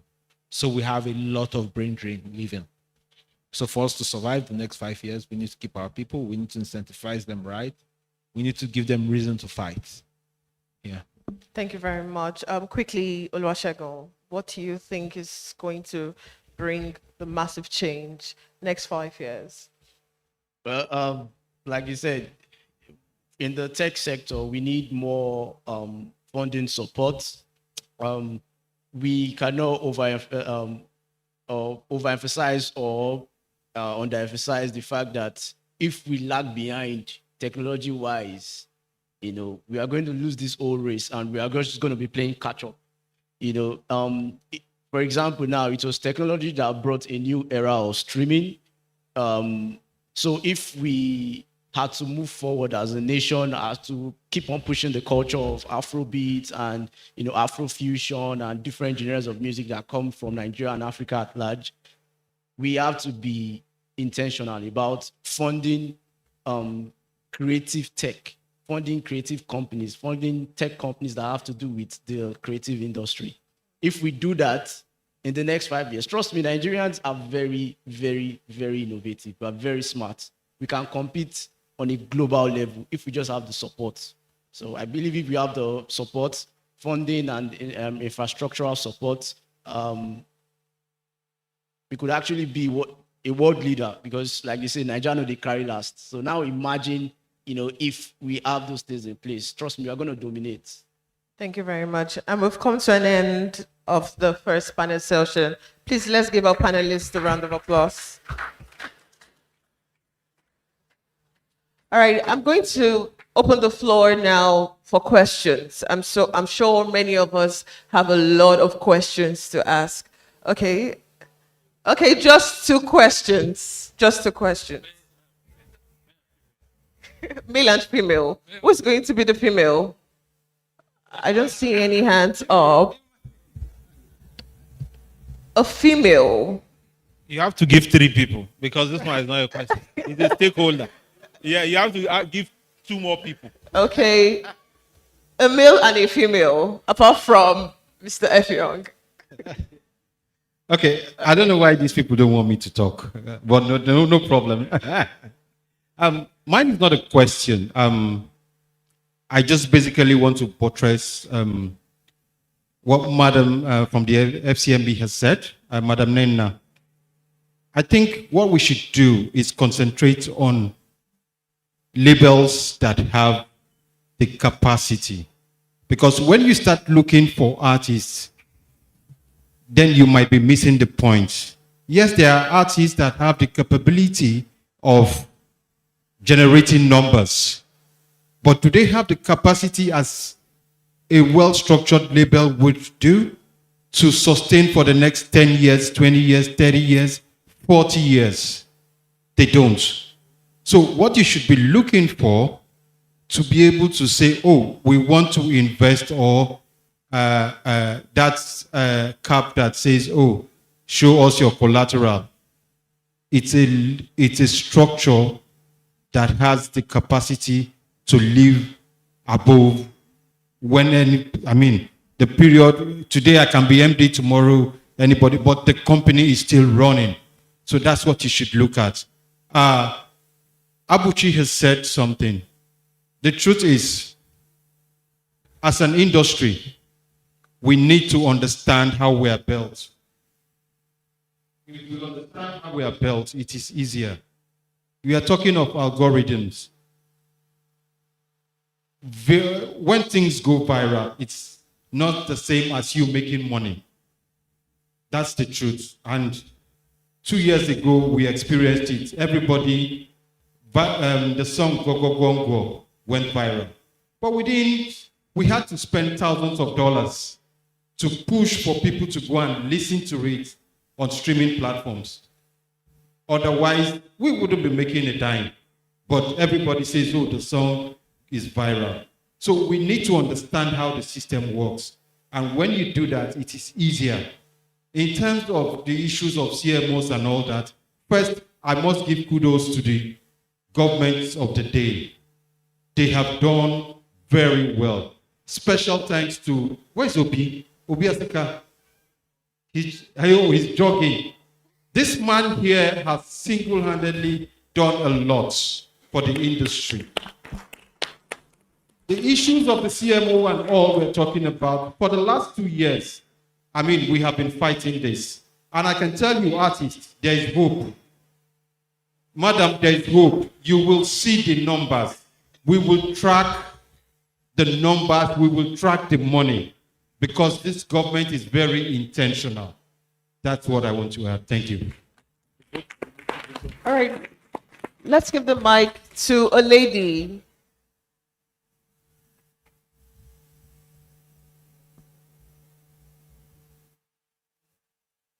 Hi, good morning. My name is Oluwakemi Fagboro. I'm an artist and a catalog administrator at DMC. So my question is for Mr. Oluwasegun. Yeah, you mentioned that with AstroTweet, you can track music everywhere. So like the usage of music everywhere. So my question is, does this everywhere include traditional radio stations and TV? Because I know radio stations use music a lot, and I don't think right owners of this music are getting fair compensation for this usage. All right, thank you. I think there's a misconception. AstroTweak is a social music streaming company, and the only tracks that we can track are the tracks that were uploaded to AstroTweak. So as long as you upload your song to AstroTweak, it comes with an identifier. So that identifier is almost the same thing as an ISRC, and as long as your song is from AstroTweak, even if anybody downloads the song from AstroTweak, that identifier stays there. So we don't track songs from other sources, only from AstroTweak. Yeah. So, but the main power of AstroTweak is the fact that it's about community. So you as an artist, what you could do is upload your song, and you can, once you reach a certain number of followers, right, you can sell directly to your fans. You can set the price you want, and you can sell directly to your fans. So that's the real power of AstroTweak. All right, thank you very much. We won't be taking more questions. Please, a round of applause for our panelists.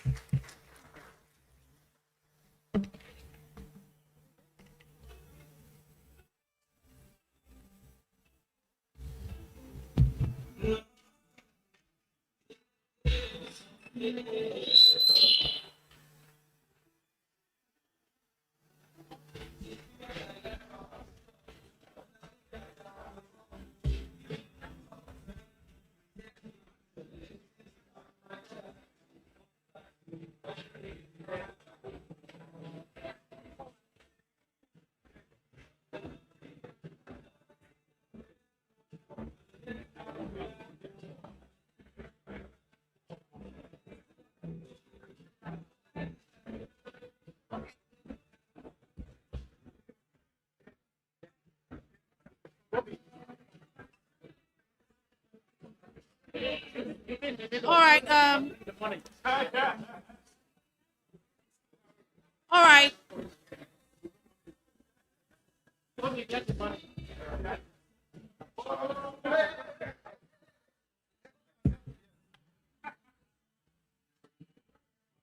I'm still going to take another picture after this.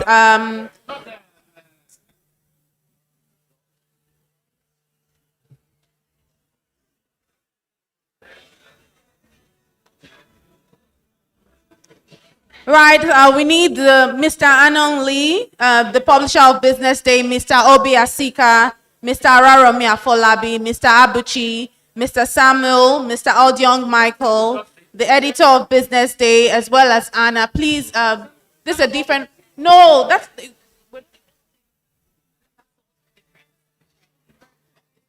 So please, Mr. Lee, please join in this picture. The publisher of Business Day, Mr. Obi Asika, Mr. Araromi Afolabi, Mr. Abuchi, Mr. Samuel, Mr. Audion Michael, the editor of Business Day, as well as Anna. Thank you.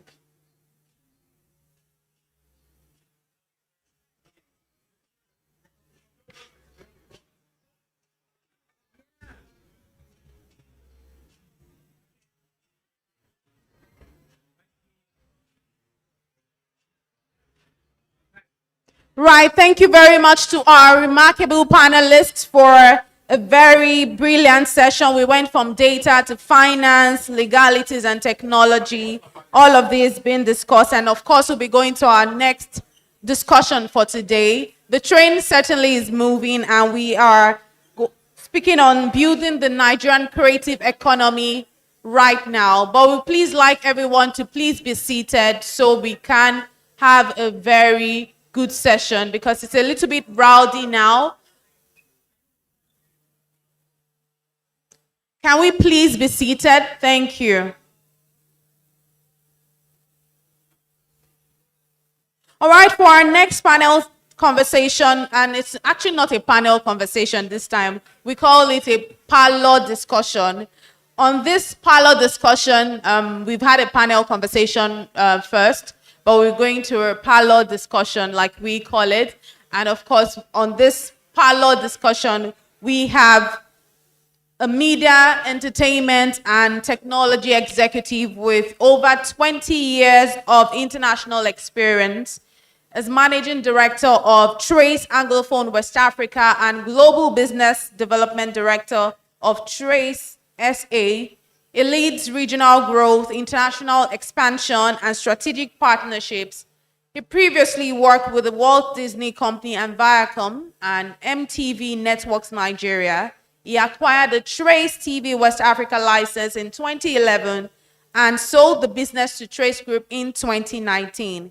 He is widely recognized for driving innovation, investment, and sustainable growth across Africa's creative, media, and technology sectors.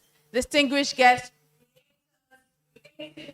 ladies and gentlemen, please join me as I make welcome the MD, Trace Anglophone West Africa, Mr. Samuel Onyemelukwe. Please put your hands together for him as he comes up stage, and please keep clapping until he comes up stage, please. Keep clapping, keep clapping, keep clapping until he comes up stage, please. Thank you. And joining on this conversation, obviously, I already introduced him earlier. Like I said earlier, I said the OG before IG. Please make welcome Mr. Obi Asika to join in on this panel discussion, please. Requested. And moderating this session is entertainment editor at Business Day Media Limited, Anthony Udugba. Please put your hands together for Anthony as he comes up stage, please. Keep clapping till they come up stage, please. Thank you very much. Thank you, thank you, thank you. Yeah. Anthony, are you gonna sit with us? Sit in the middle. You can tell that. See, you can tell Sam's a producer. We arrange the stats. Yeah. Okay. From this side. Yeah. You hear the music? Music of that sounds like Yeah. Good afternoon, everyone. Good afternoon, everyone. Good afternoon. Do we have artists in the house here? Please raise up your hands. Artists, music execs. I see it. Yeah. So this is like a parlor discussion. It's not going to be like the regular panel session and all that. This is music. Even though music is a business, I mean, originally music is art. So we are here to have a conversation about, what's going on. And today we are going to be talking on building the Nigerian creative economy. We have two giants here. They set me in the middle already. But it's going to be a conversation, basically. So let's jump right into it. Let's not waste too much time. Mr. Sam, welcome. Mr. Obi, welcome as well. Let's go. Let me ask the first question before we start throwing questions at each other. So for both of you, Nigeria has one of the most vibrant creative ecosystem in Africa, yet the creative economy still faces challenges in translating cultural influences into sustainable economic power. What do you see as the biggest structural gap? What do you think is the business structural gap that is preventing Nigerian creative industry from reaching its full potential? I have to give to the DG. You have to go first. This is a panel discussion, so this is what happens. We can defer to each other for the next hour, or speak a little bit. Okay, so thank you, Obi. Go ahead. Highly appreciate it. Go ahead, sir. Thank you, Anthony. So, publisher and everybody, editor, it's not him, but it's around. Thank you for arranging this and bringing us together. Mr. Alex, a good friend of mine, he said he wasn't invited, but you brought him. He said you brought him. I don't know about it. Okay. Made a very simple comment just a few minutes ago on the front table here. He said the reason that we're here is because of Business Day. And that credible name that brings a serious level to our creative industry is very important. Because one of the gaps, the biggest gap, I would say, is not even the basic things that we point to, finance, legal, etc. It's the buoyancy of our economy, right? So in a more vibrant economy, a more productive economy, you have the option for young people to go into whatever their passion is. There are young people who are passionate about spreadsheets, about numbers, right? But and there are young people that are passionate in all areas of life. And today in Nigeria, we see the energy and the zest that we have in the entertainment industry because there are not so many options, right? And luckily, we've taken that fact and turned it into something, something wonderful. But the reason it's difficult to make both the creative industry and, like you said, creative events, creative assets pay is that the audience has low buying power. The sponsors have, limited margins by which to input. So we have to look beyond our immediate front to unique ways to extract value, to connect with other regions. Of course, the diaspora is a critical region which has helped us get to this level. So without saying too much English, I know I've already said a lot of English, but it's on young people and us in the creative industry to take what we've built so far and find unique ways to get around the corner. Thank you so much.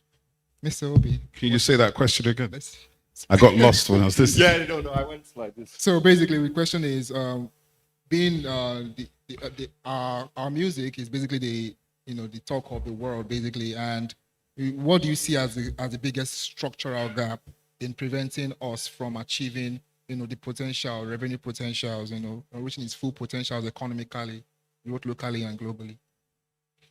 Okay, I mean, I think the first thing is that even as much as there are issues and there are gaps, I think we should start by celebrating the rise of the music in the first place. So can we get a round of applause for Afrobeats? Thank you. Because you see, I think a lot of people just take it for granted that this thing has happened.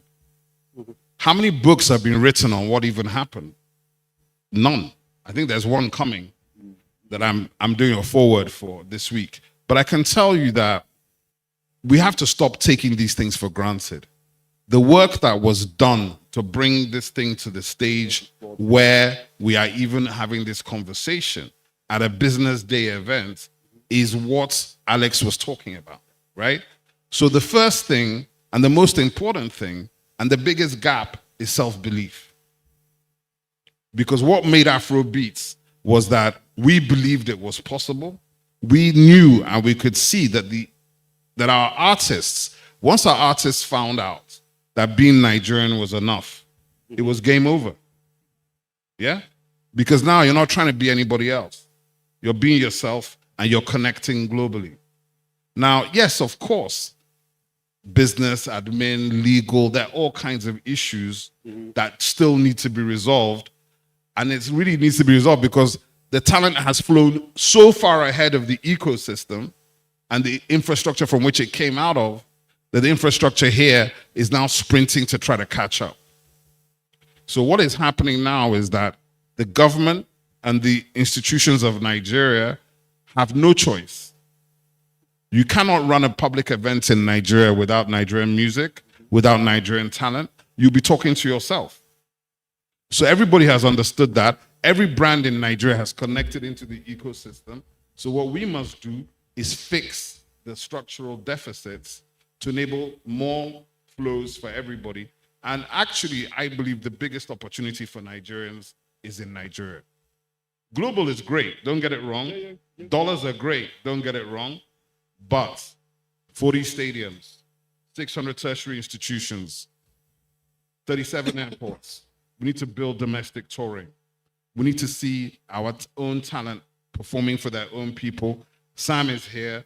Trace Live, which they've been doing in the youth service camps, is probably the only time people like Odumodu Black got to perform to live audiences in schools around this country. We need more of this. We need to build domestic touring, not just as brand activation, but as touring, where the brand makes money, the artist makes money, the production company makes money, we get promoters. So we have a whole ecosystem to build. And the next thing I think we really need to find is a bunch of promoters, because promoters are risk takers. It's the same thing as any of us that were crazy enough to invest into music. It's madness. They will tell you you're stupid, you're crazy. Why are you wasting your time with these people? Why did you let them into your office? Obi, I beg. That's the conversation. So I think that's my answer. Yeah. Next time, I'll definitely let Obi go first.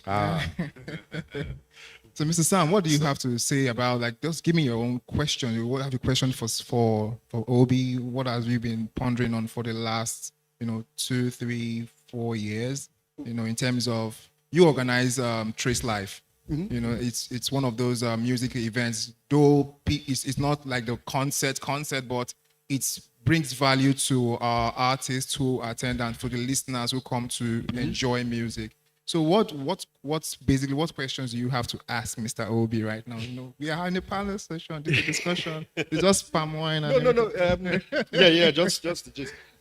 I love what you said, and it was a much better answer than mine for that very reason that you're right. It's the local market that we need to believe in and continue to believe in because it's where it came from, right?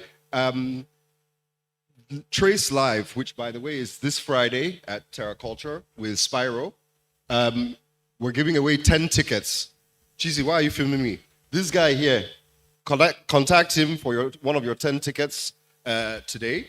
I might invite Sharp, sharp. Your own. That's my own. I don't know. Sharp, Our sharp. family is too. We have to be like 20 more. We'll try. Okay. We'll try for you.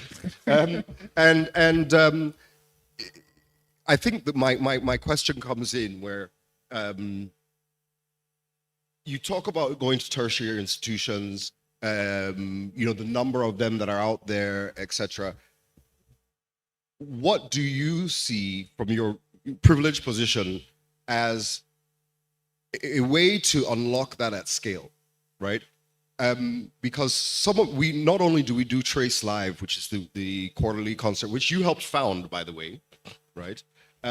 We do also a campus tour that you referenced that goes to about 5 or 6 campuses. We used to do 8 or 10, but apart from the basic costs, setting a stage, etc., the moving around the country is challenging, etc. So how do you see government, private organizations coming together to fix some of those gaps?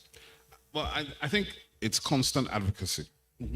Put constant permanent pressure and advocacy on the institutions that hold the assets. So I'll give you an example. When we talk tourism in Nigeria, people all the time, they come and talk to my minister. Yes, she's the minister of tourism, but tourism is actually sitting where the asset is, in the States. So the subnational owns the assets. If you don't invest into your assets, you cannot expect a return. And Nigeria is sitting on something like 2,500 festivals. Yeah. I was watching in social media earlier this year in February when all the Brazilian festivals were happening in Bahia, in Salvador, in Rio, and watching all the Nigerians commenting, it's our thing, it's us. I said, but you abandoned your culture. I was in Oyo for the Shango Festival. No, it's not at the level. None of our festivals are really at the level. Production cheating is helping us look like some of them are there. Yeah. But you cannot go to a single Nigerian festival and buy a T-shirt. You go to the Kano Durbar, you go to Ojuri Oba, there's nothing they are selling of their festival. So this is crazy.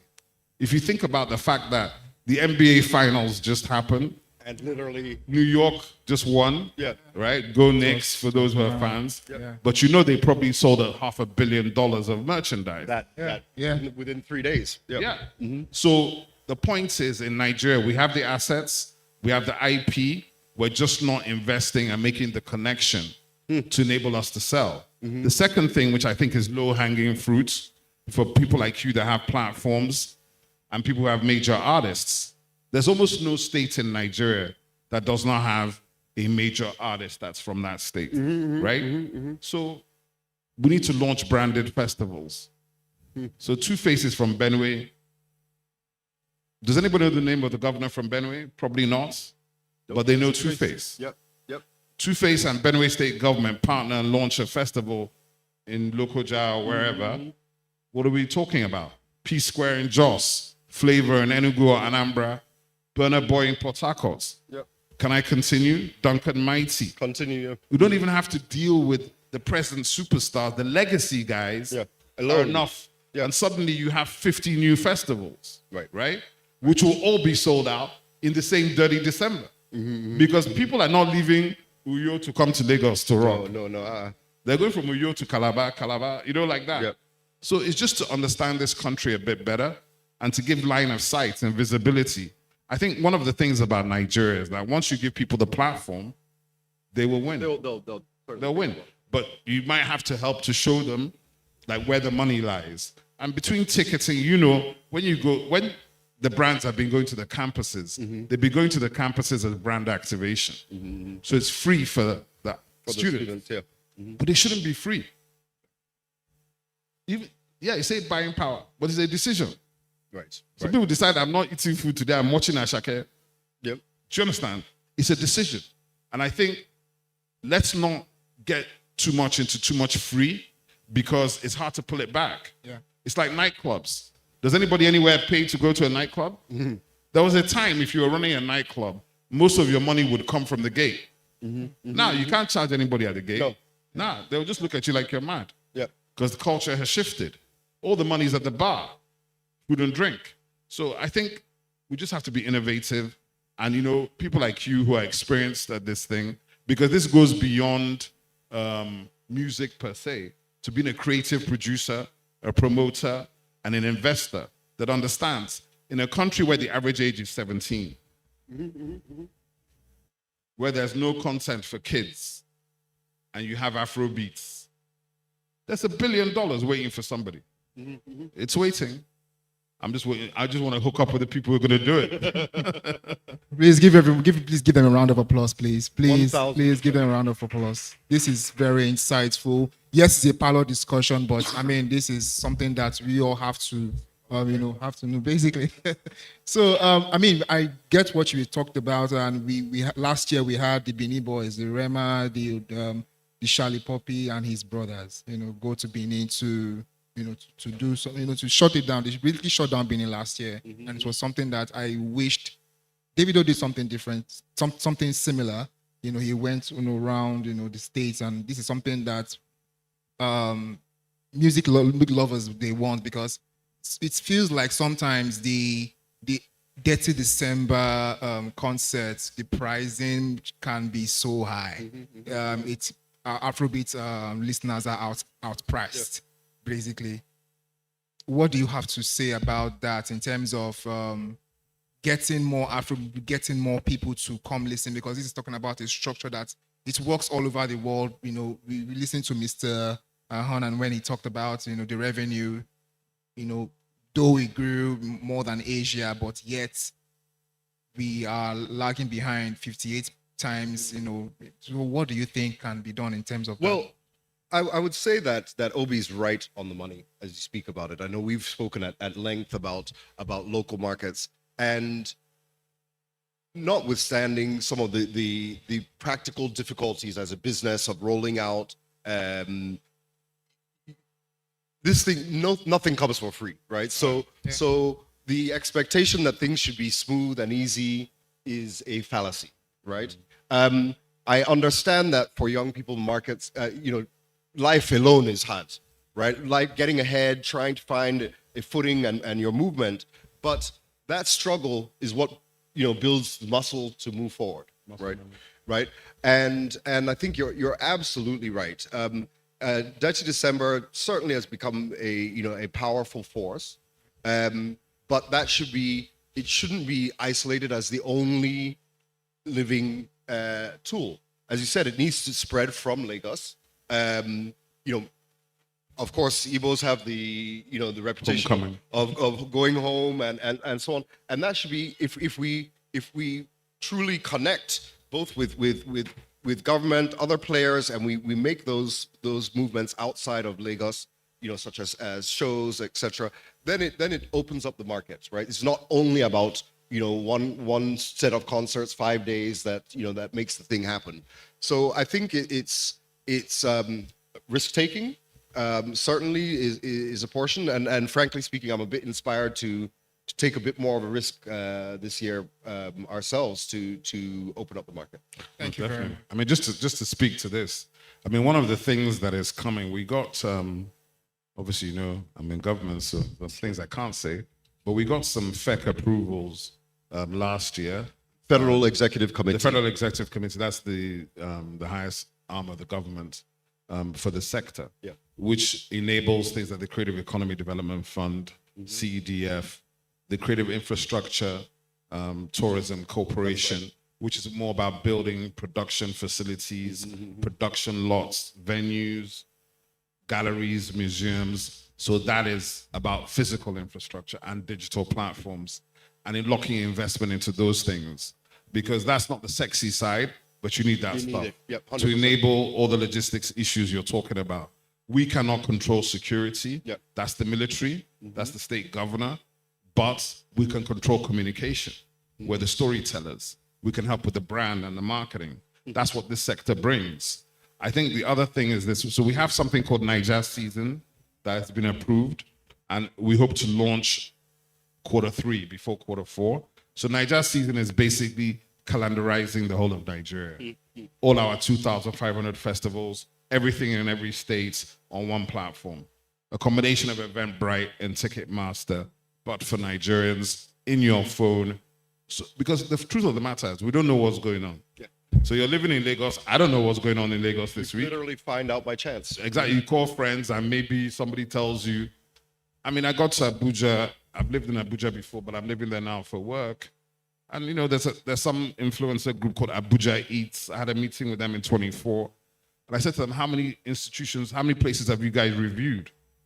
And they said 500. I said 500 bars, lounges, and restaurants in Abuja that they say is dry. Abuja's not dry. 500 bars and restaurants. I mean, I know there's a lot.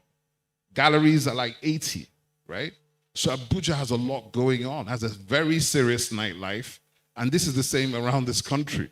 But if you don't go to that place, you will don't know. So I think this, exactly. So I think Nigeria's season hopefully will help us in terms of aggregation, visibility, and for promoters to promote their events and market it, right? At the same time, we also got a brand called Homecoming East, approved for the Southeast. We're now in the stages of looking for a PPP operator because saying to the state governments, you know, when I hear people say, they've taken our December, you didn't build a brand. You got to build a brand. When you build a brand that people connect to, then nobody can take it from you. 30 December doesn't belong to anybody, no matter what you heard. 30 December is a phenomenon. In fact, it's more likely people like Mr. Easy out of Ghana that first were really promoting with that name. So shout out to him. But I think in the Nigerian context, last year we were delayed by other issues. We got approval to set up a whole federal government approach for 30 December about expanding it, as you said, beyond Lagos. So FCT, Enugu, Cross River were all part of that committee because obviously the Calabar First Carnival is in 21 years. I produced it 15 years ago. I can tell you that they made Christmas a thing, right? For real. And because of them, Rivers now even then had a Christmas carnival. Uyo started doing something. Because when somebody does something that works, copycat syndrome is standard. You will follow them. Yeah, it's good. So let's hope they're going to follow some more. And I think in Nigeria, like he said, we know there are challenges. Logistics, security, buying power. But guess what? Nigerians overcome all those challenges. We do it every day. Deliver a world-class show to your people that they can come to, and you'll be shocked. I was so happy last year. I'm very proud of Davido and his team. I saw them in London, and I said to them, what can we do to help? I said, just do this your 5 world tour.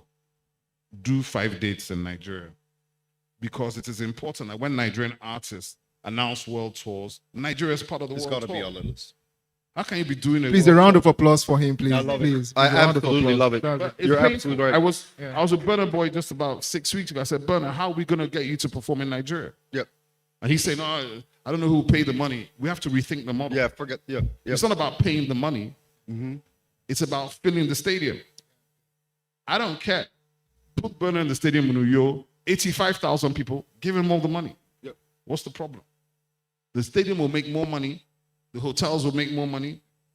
Cross River State makes so much money from the carnival because the whole city is full and they're spending money for 31 days. So no matter what they spend on the carnival, they make 10 times more. And this is how you have to think, right? Thank you so much, Mr. Obi. Yeah, a round of applause, please. Absolutely. A round of applause. Thank you. Thank you so much. Let's go to data, because without all of this, if you don't have data to protect and to tell the future that are coming in, this is what we started, this is what it's going to be for nothing in the next 10, 15, 20 years. They're going to have the next set of Afrobeat artists and executives coming in. So my question is, what changes in transparency, data reporting, and revenue sharing models do you believe are needed between platforms, collecting societies, and right holders to ensure artists and creators actually benefit from the visibility that you all provide? Yeah. Well, you're absolutely right to bring that, raise that as a critical issue. There's a gap. We're seeing more and more people stepping into it and recognizing the value of data. So for anybody here in this room, anybody listening, this is a critical point. While data seems like a passing, kind of a byproduct of connecting with people or doing events or whatever, that data informs future decisions. Every decision made by a business should be based on factual information that you can make an informed decision. So pulling data points is critical. We do it at Trace, and we find that our interactions with sponsors, with foundations, with governments, both in Nigeria and across the world, are enhanced by that when we can come and say, we reached 4.3 million people with this communication, and they interacted X amount of times. Of course, digital services make it so much easier to do that.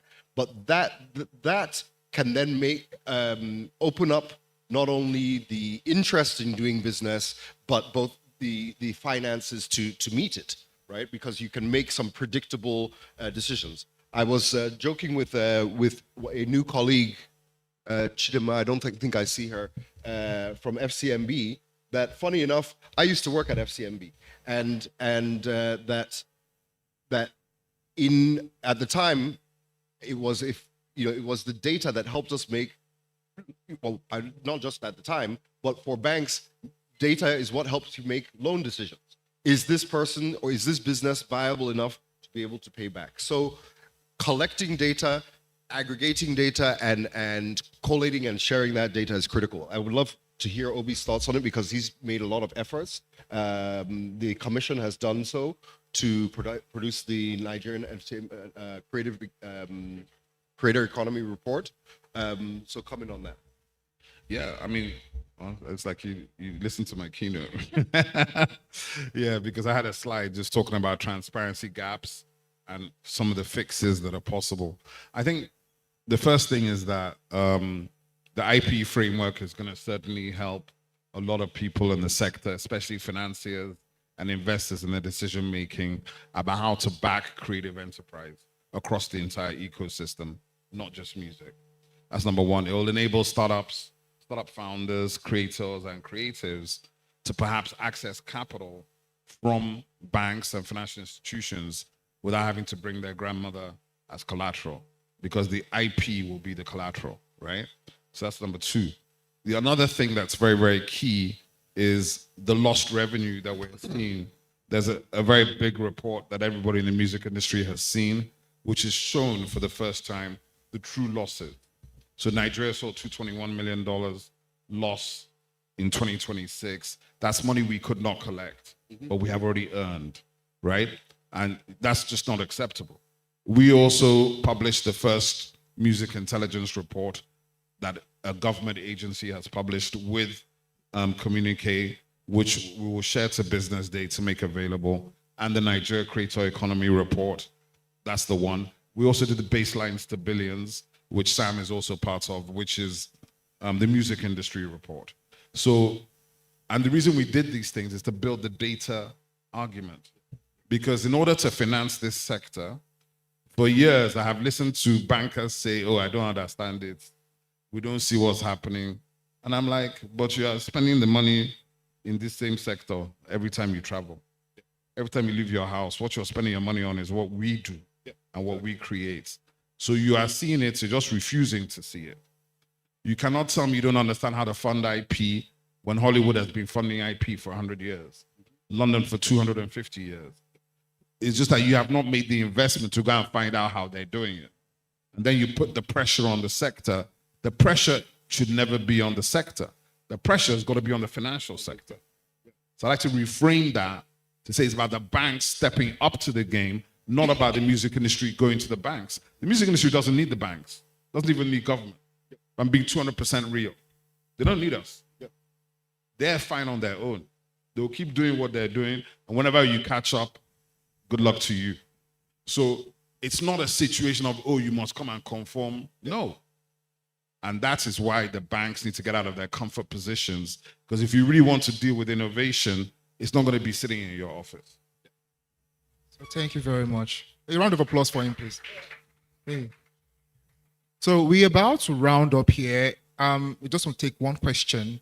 If there is any, it's a parlor discussion. So, I mean, you can be walking through the parlor, hearing all that's discussed, and you just want to ask, Elder, please. Sure. Oh, 2 questions. Okay, fine. 2 questions. There's a hand at the back there. One girl. Yeah, there's one at the back there. He's the one standing up here, and the one just opposite him. Good. Yeah, Let's exactly. take the second guy. He Yeah. almost stole it from him. Yeah. My name is Akode Pelumi. I'm a startup founder. I'm building something in the entertainment space based on ticketing, particularly. Nice. Directing my question to Mr. Obi, you were saying something about event ticketing and the likes. I pioneered one of the first platforms that allows event attendees to pay for tickets with cryptocurrency in Nigeria 5 years ago. Even about like 10 of people that use our platform are present here that can count. Now, I've been in the system for about like 4 to 5 years thereabouts, sold about 250,000 tickets, 2,000 events and counting. But whenever we try to shoot partnerships to labels, entertainment brands and the likes, we get turned down, irrespective of our track record and our traction. I'm now asking, what are the key factors, signals that you look out for partnership with startup founders like us? Because most of us don't need funding. We just need co-signing, imprint, and validation in the system so that we can scale higher. So that's my question, sir. No, sorry, can I ask, what do you get turned down for specifically? As in offering your ticketing services? Or? Yeah. And we also even branch into event funding for event organizers too. Yeah. Look, I mean, let me help. First of all, you're going to the wrong people, right? The record labels have already spent their money. They're not trying to be promoters as well. Yeah? That's a different segment of the business. The problem is that there are not many promoters here.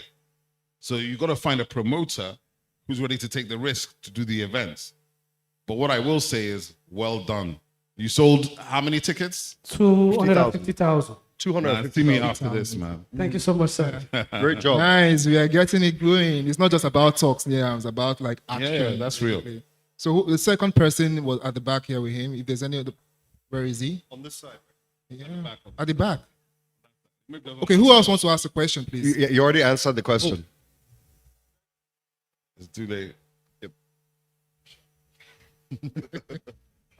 Hi, sirs. My name is Ginika Chukwutagwo.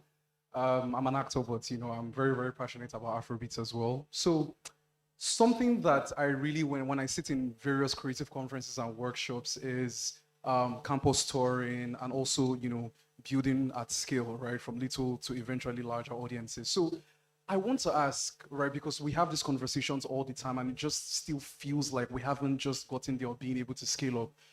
Who is, the major propeller of growth when we look at campus touring? Now, the general answer is public-private partnerships, right? That is, so I worked in marketing for a bit, Mr. Sam, and I know that for TomTom, we always partnered TomTom Brit Academy with Trace for the live tours, right?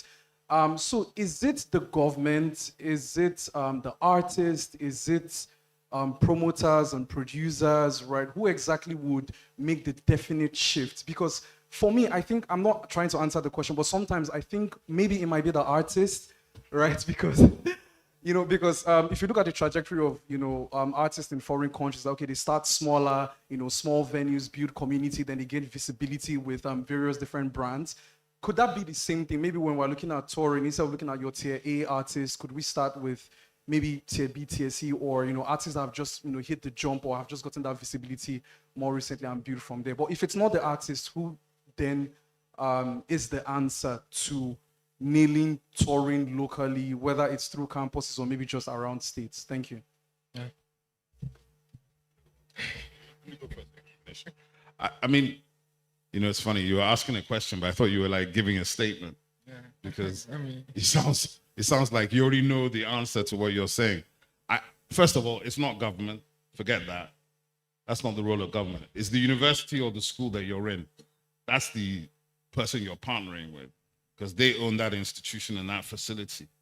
Of course, if the state government or the local government is really, really proactive and they're interested, yeah, for sure, bring them in. But the key to everything is the actual students, the kids. And to know which talent to bring is about knowing them. So you got to go and do your analysis with them. So it's like taking, I'll give you an example. I talked about Jarek earlier. He's an Igbo trap rapper. I'm not sure Jarek would work in the Northeast in Bauchi. Do you understand? But I might put him as a backup just to see if it works. But I'm not going to put him as my lead because I'm looking at the cultural connection, emotional connection. Do you understand? Right? So these are all the decisions that whoever's curating the talent will have to take. But the bottom line is promoters and promotion companies and production companies, this is their work. And with that said, over to the production company. No, I think you've spoken well with your statement. The audience, as Obi just said, is critical to it, right? Of course, everybody wants to see a superstar, right? Whether it's Burna or Ashake or whoever. But at the same time, in every campus, in fact, not even in every campus, in every community, there's usually one guy who's already like the local champion, right? And you bring them out, and you bring them as part of the offering and put them front. You can't immediately shift the economics of the concert by bringing Burna for XX amount of money, which so it's about knowing your audience, about bringing them something that will excite them, and as Obi said, bringing world class value to them, in which case they will respond. All right. Thank you so much, Sam, and thank you so much, Mr. Obi. I hope that your question has been answered. Please, a round of applause for them, please.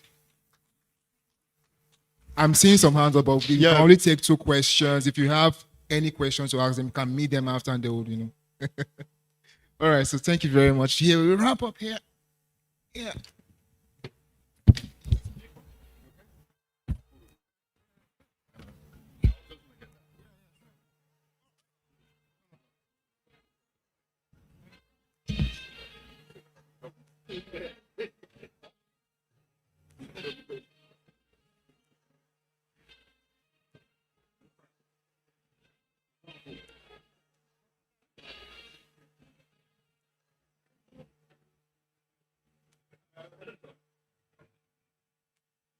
All right, can we also have our executive director for sales and marketing here at Business Day, Mrs. Ijoma Ode, can she also join us in this photograph, please, as well as the editor of Business Day, Mr.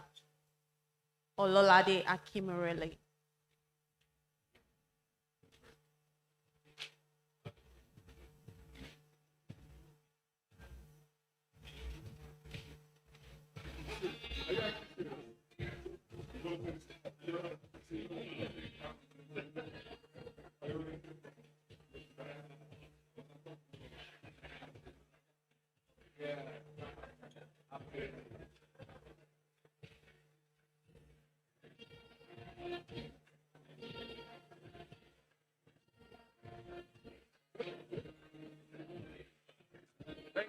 One more, right. Okay. All right, on that note, thank you very much to our panel discussants for a very enriching session. I thought it was very brilliant. So please put your hands together for our panel discussants, or will I call them our panelists, as well as the moderator for doing an excellent job. Please put your hands together for them, please. Thank you very much. All right, can we please be seated so we head to our final session for the day. I mean, the train is moving and we're getting to the destination. It's been great so far, and I must thank you all for how attentive and how engaging you've been. But I tell you that if we've had anything so far, this final session will just cap it off. So please be attentive.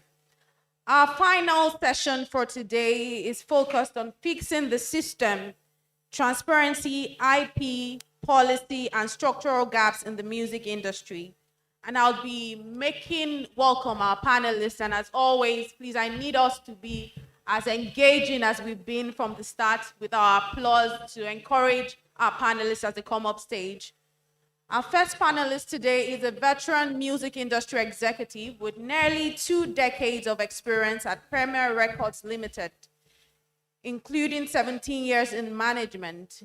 He combines extensive industry expertise with specialized training in copyright, business, public relations, and leadership, including a Copyright X certification from Harvard Law School. He serves as chairman of Music Publishers Association of Nigeria and sits on several industry boards.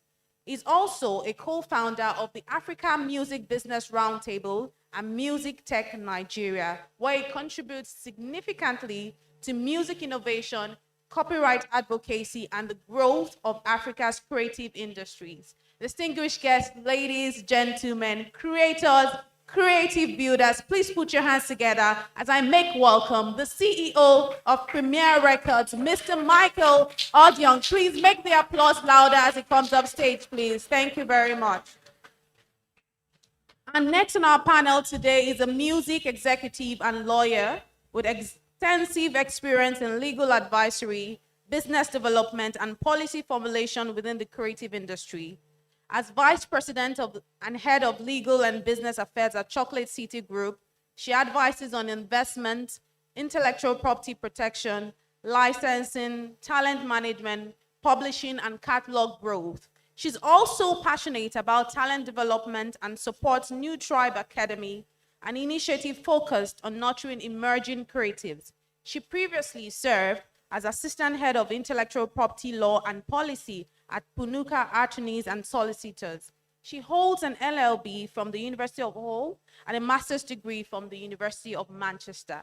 Distinguished guests, ladies and gentlemen, please make welcome the Vice President, Head of Legal and Business Affairs, Chocolate City Group, Ifeyiwa Anya Diego. Please make the applause louder, or I'll just say we're being partial. Please let's make the applause louder. Thank you very much.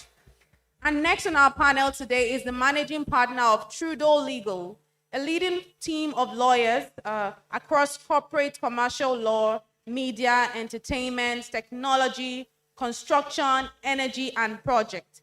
He has played key roles in major entertainment deals involving artists such as Rema, Ruga, Spyro, Zinoliski, and others. He has also advised industry stakeholders on legal and business matters. He also supports innovative projects, including Kauri Wi-Fi, Kauri CAD, and Etana Free Zone. Before founding Trudeau Legal, he began his career at Templars Law, where he developed expertise in commercial legal expertise. Distinguished guests, ladies, gentlemen, creators, and creative builders, please make welcome the managing partner at Trudeau Legal, Afolabi Araromi. Please make the applause loud, please. I can only see a few people clapping. Please put your hands together for Afolabi Araromi as he comes up stage. And last but by no means least on this panel is someone I've also gotten to see work and admire his work. He's a multi-award winning music journalist. He's a cultural commentator. He's a media consultant and founder of Afrobeat Intelligence, one of Africa's leading platforms documenting the rise of Afrobeats.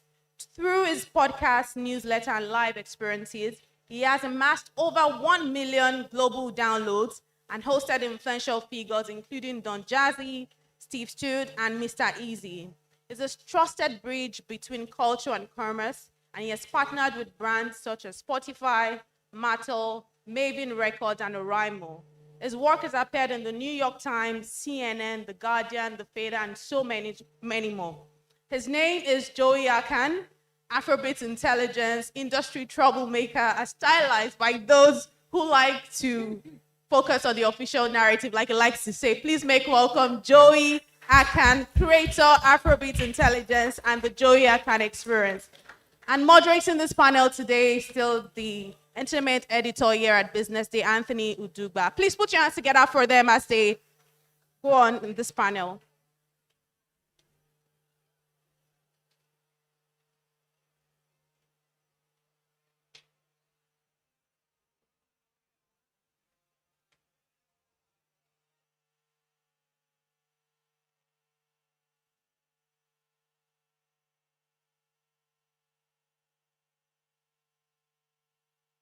Okay. Hi, everyone. I'm here again. Hope you're not tired of my face yet. Please give them a round of applause, please. Thank you very much. A round of applause for them, please. Please, I need some energy. Give them a round of applause. It's not easy. You know, discussing about music and the music business, you know, when you talk about structure, this is something that we've been talking about for the longest. When Afrobeat went global, the questions started coming in. How are we going to get, our structure right in terms of policies, in terms of rights management, in terms of IP, So these are, we are here now. We have Joey Akan here. We have a lot of people here to answer these questions for us. So let's quickly dive in. And starting, from my side here, immediately after me, just introduce yourself and tell us what it is to have a good structure in the Nigerian music system. Okay, I still remain Michael, CEO Premier Records, Nigeria's oldest record label, 63 years and still counting. Please, a round of applause, please. A round of applause, please. Yes. And I just also found out that we are ninth on the table of top 10 oldest record label in Africa. And we are number 1 in Nigeria. It's not easy. So there's a lot of knowledge background coming from that. And I dare say that when we started in 1963, there was a foresight that the industry would be where we are today. And for every conversation that has happened over the decades, we've been part of that. And what we have tried to do is to grow an industry that protects first and foremost our artists before us, because we believe that without the artist, there's no label. That is the fact. So we intend to make sure that whatever is done is to protect the artist first and foremost. Because at the end of the day, there has to be what we call a continuous retirement benefits, even for those that pass away. So in terms of structure, we've had our challenges and difficulties over the years. At some points, publishing wasn't a big thing in Nigeria. From the 60s, 70s, it wasn't a big thing. So when you actually see contracts from the 70s, you would not see publishing as written publishing there. But it covered a lot of grounds that also has to do with publishing. It was from the 80s that contracts started having very explicit explanations. You have the masters, you have the publishing, which is the musical works. So you would see that before the 80s, music was just seen as something that has to go, and you have a contract to get the works from the artist, but you also have an obligation to make sure that royalties are paid. But today we are talking of digital transitioning and all that. So it's a different ball game. And I think for the last 5 years, Dr. Chinedu Chukwuji, who's here, Chocolate City, Maven Records, Universal, Sony, and the rest of them, for the last 5 years, we've been fighting to change that structure to benefit everybody, from the CMO level down to the issues of digital tracking, to know where your money is, to know who is using what, because that's the major thing. We are exporters of Afrobeat, but you'll be shocked that as a country, we are not making a dime. That's the truth. But we export music. Why should that be? I mean, Mr. Hume gave a breakdown. Asia increased 10.6% or so, but they made 7 billion plus. We increased by 15 point something percent in 2005, and we merely made 120 million. It's ridiculous. From the projection from IFPI last year, we have a potential of making over $400 million. So why are we not taking that into consideration? What are we not doing right? What should government policy be? What is the direction? That is where we are today. Yeah, and that's what we are going to be answering today for all of us in the room here. Let's go to Man, Ifeanyi. It's nice to meet you. You know, I heard about you and in the legal work you do for Chocolate City. I'm close to the legal aspect because when I report on the industry, I go, you know, way out. I do both the financing, the legal, and all that. So Don't mind. She was about setting me up, so I will set her up now. Yeah, so let's talk about legally. What do you think is structure? What is a good structure to you in the Nigerian music business legally? So to answer that, I think I would just give a general overview of what I believe is missing, or what I would say like the pillars of what the structure should be based Should be, around. yes. So I've identified three things. The first, actually four. The first is education, right? So for us to have a proper structure, legal framework, we need to understand the education around music business. This seems like a flogged topic, but I know where I sit every day. There's still an education gap. Education down to what you should be earning, education down to even what to ask for. I've been in rooms where I can tell the person on the other side doesn't necessarily even understand what they're asking. Like you have somebody that has done fantastic work, but then when in terms of like the commercials, what they're asking for doesn't even make sense. Sometimes it's just too low, sometimes it's even too high. So the first thing would be just educating the people about the music business. The people that can help propel this, I think, would be the government. I also think labels, I mean, government probably may be secondary, but there should be higher reliance on even labels and just like teaching yourself. There's no reason why, if you can record music, to me, you can learn a lot about how the industry operates. The second to that would be documentation. For the business to be structured and even to be sustained, you need documents to show, oh, I actually own this, I actually should earn this. I think it was somebody that mentioned the issue about the black box in royalty Yes, collection. Mr. Obi did that. A lot of that is just there's no documentation to ascertain who owns A, B, C, D, E, minus every other like a lot of other issues. When he said that, I was thinking that, Kai, imagine if like 5% of that money was released. So already in the sorry industry. for those that won't understand and those that were not here initially when Mr. Obi mentioned about black box. Black box is basically it's like where your revenues go to if they are unclaimed.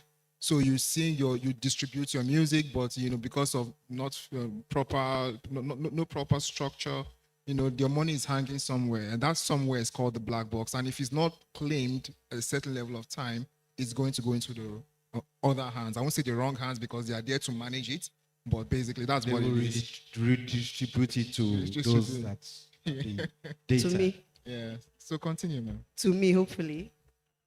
The other, the other aspect of structure is having rights that you can enforce, because yes, you've done the work, you have the documentation, but imagine having a system that doesn't harvest enforcement. So enforcement, it's saying this is mine. Enforcement is also infringements, like ensuring that infringement doesn't happen. This because it reduces investor confidence, even artists. Like imagine if every time you do something, somebody shuts it down. It's demoralizing. Even let's even take away from the ramifications that it has. So we need to build a structure that understands that I need to go to court. Like when I enter that court, it shouldn't take me 30 years to get my judgments if somebody infringed against me. It should take me, reasonable, maybe 2 years, 1 year, 6 months, I don't know.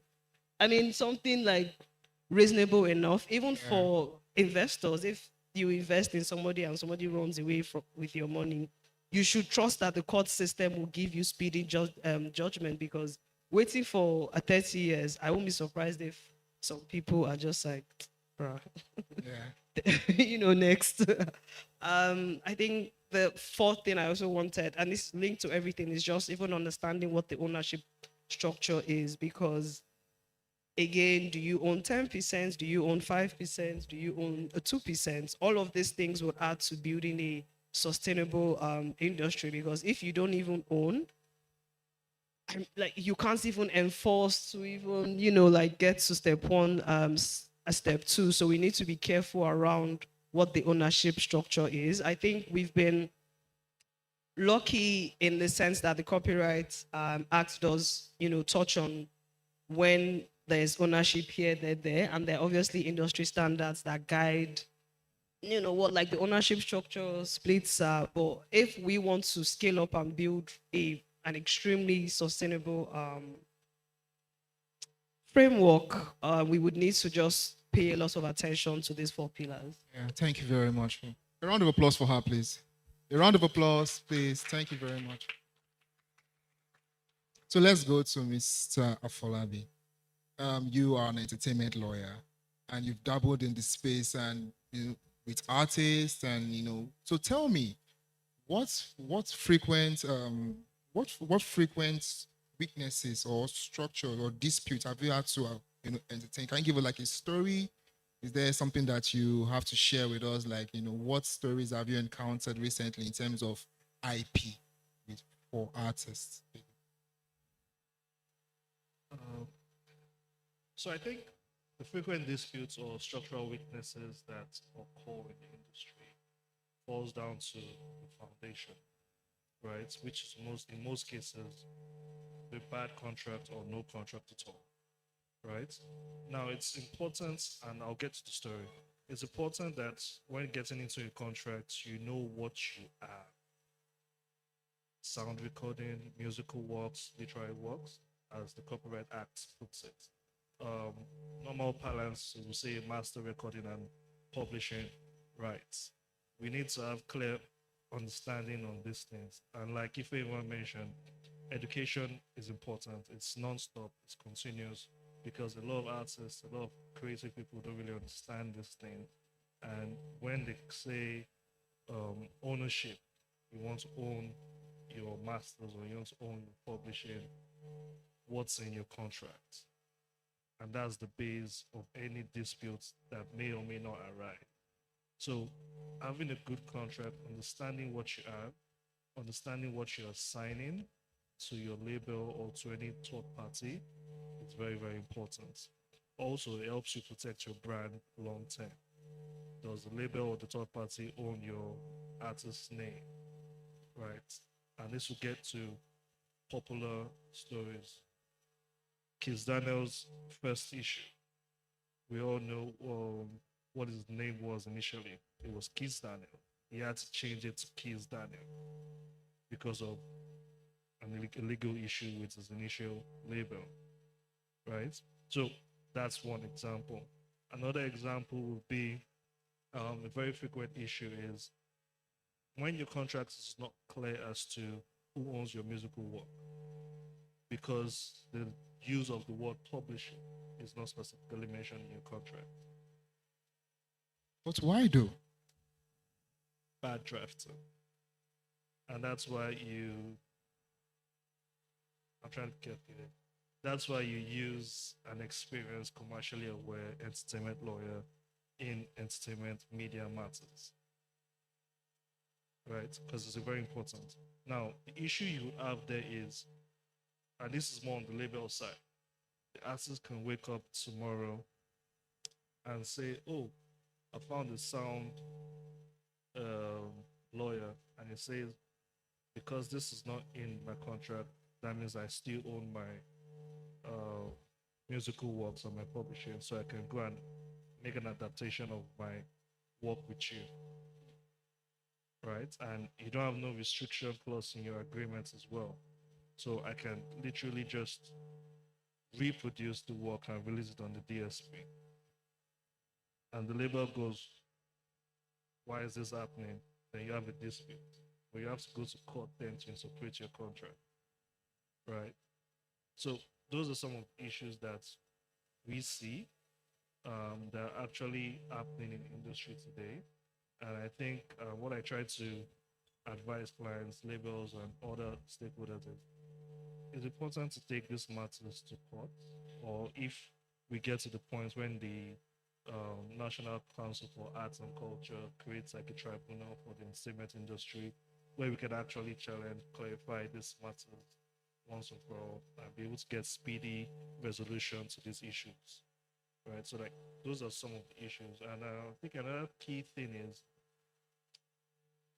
with when artists collaborate, it's important that the cue sheet, the split sheet are finalized, right? I've seen a situation whereby a main artist said to a feature artist, "Oh, because you didn't sign the agreement, I felt you're not interested with the revenue from the song." I'm like, that sounds so ridiculous, because the rule of thumb is if there's no signed split sheets, the money should be untouched until you have that signed split sheet. Or the main artist keeps it in escrow for the feature artist until he signs, not that you go squander it and say, "Oh, you have to wait another 6 months to get this money to pay you back." So those are some of the issues we see today. Thank you very much. Let's move quickly to Joey, industry troublemaker. So if you know him, you know Afrobeat Intelligence is the one that runs that, and he has been for years now. He has been, telling us about things that happen in the industry, and just tell me, Joey, what are the unfair practices you've noticed so far? Doing this, it's not an easy job. So what unfair practices have you noticed that's limiting our artists' earnings? Yeah, thank you so much. So not necessarily, thanks for the question, but not necessarily unfair. I'm more interested in structure, because that's been my bread and butter for the last 3 years, 4 years, even while the going was good. So for me, I think of structure holistically within the space. I think of a space where you put money in and it comes out on the other end if you do all the right things. I think of a space where the economics tracks, where investors can come into the space and assure that if they, play their cards right, they would always see an ROI in all of this, or an exit even, because it sucks that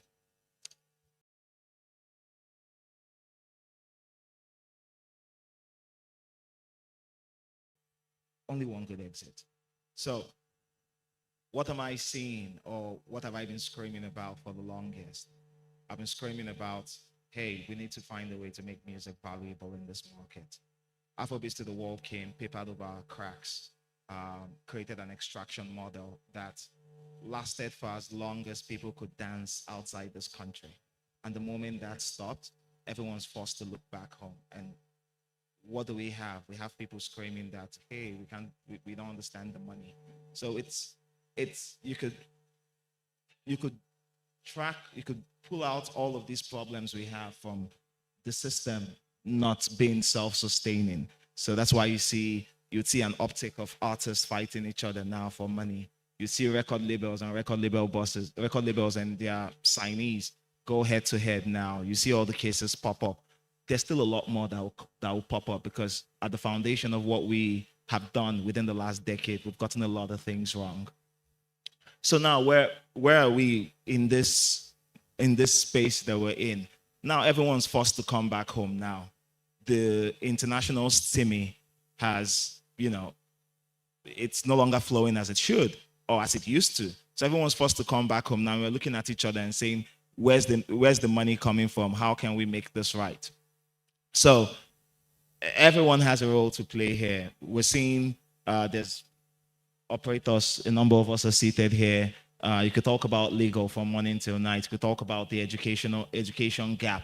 We can also talk about the investment gap, the local investment gap, because that's almost non-existent. We could also talk about the role of government, like Uncle Obi is here now. We could also talk about the role of government and the work he has also done. So all of these things come together to provide this structure. Best practices or worst practices that we have seen, that one's documented. But I think of what should happen. What we need to happen is a cultural commitment to ourselves on a local level. Hey, where are our platforms? Shout out to MTN, they're building something now. and they've promised us a lot of good things. Where are our venues? We have Echo Arena being built pretty much close to this space here. Uncle Obi is doing his MEFA. With MEFA, he's doing a number of those. Yeah, it'll take time, but it's a step in the right direction. How our CMOs, have they sorted out themselves? Are we still fighting? RELP, are we still fighting with the government? Yeah, exactly. RELP, are we still fighting with the government, looking for how to disburse funds and all We are that? not fighting with the government, please. We are not.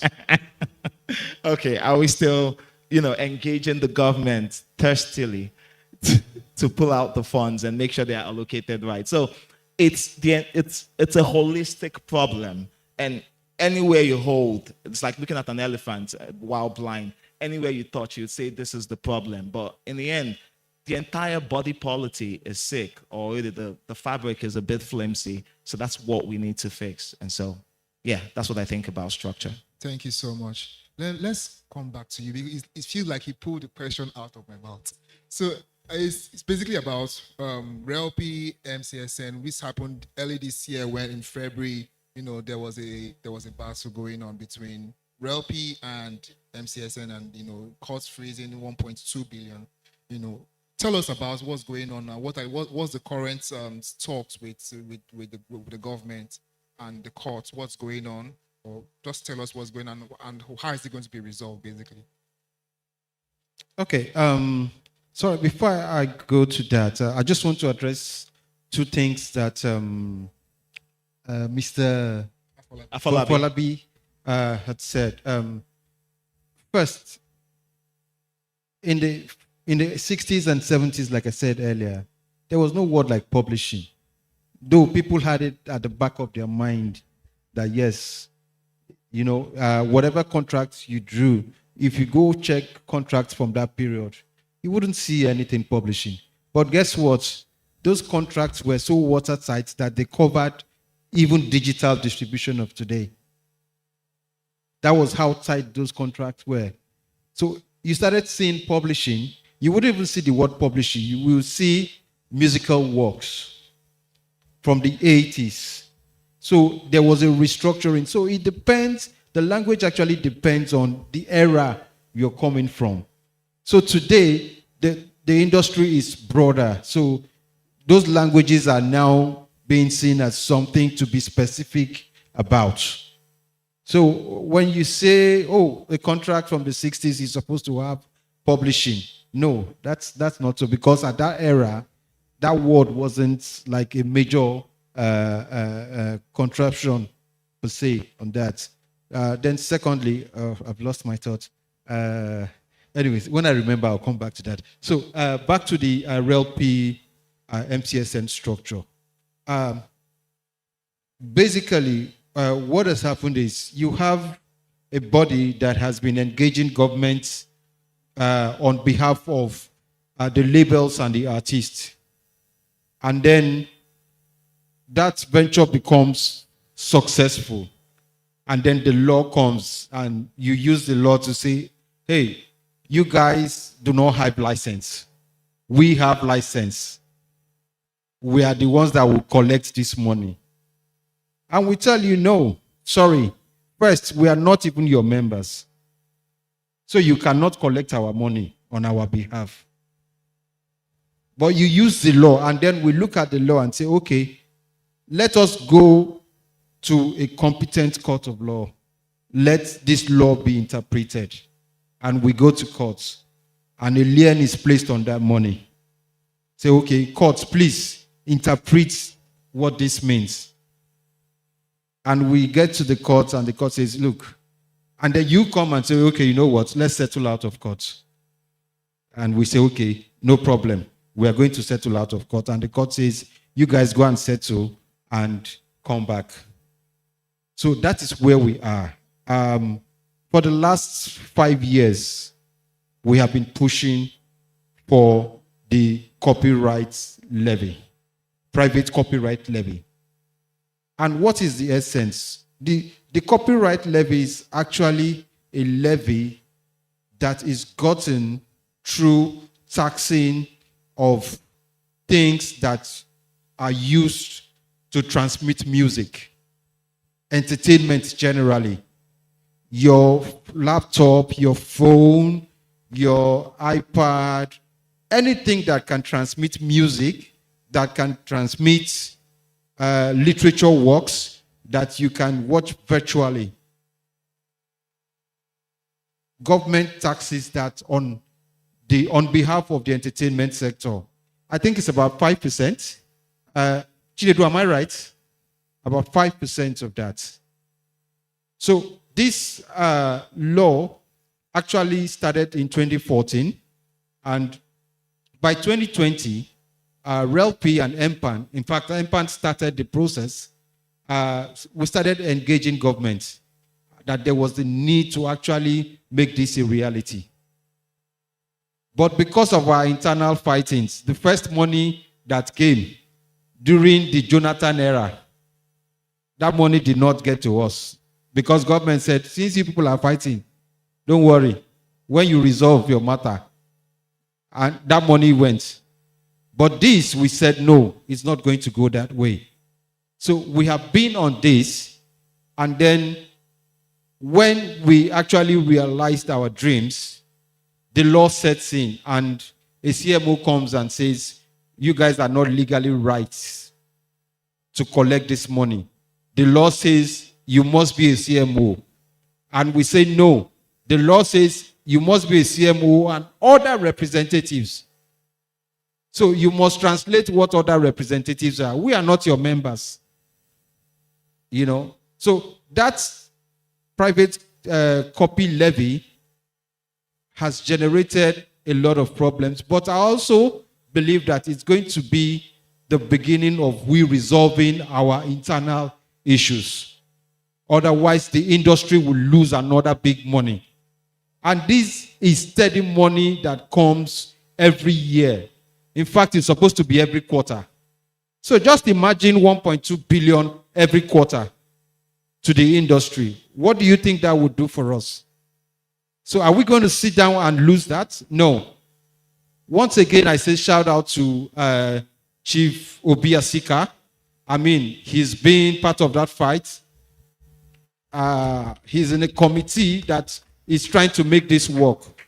So we are not just sitting down. We just want to make sure that the right things are done and everybody benefits, not a CMO that will collect money and we won't see a shishi. I don't think that is right. Thank you very much. A round of applause for him, please. A round of applause. Thank you so much. Let's move to Ifeanyi. What do you think, how can labels and their legal team partner with regulators to solve these structural issues that you mentioned earlier?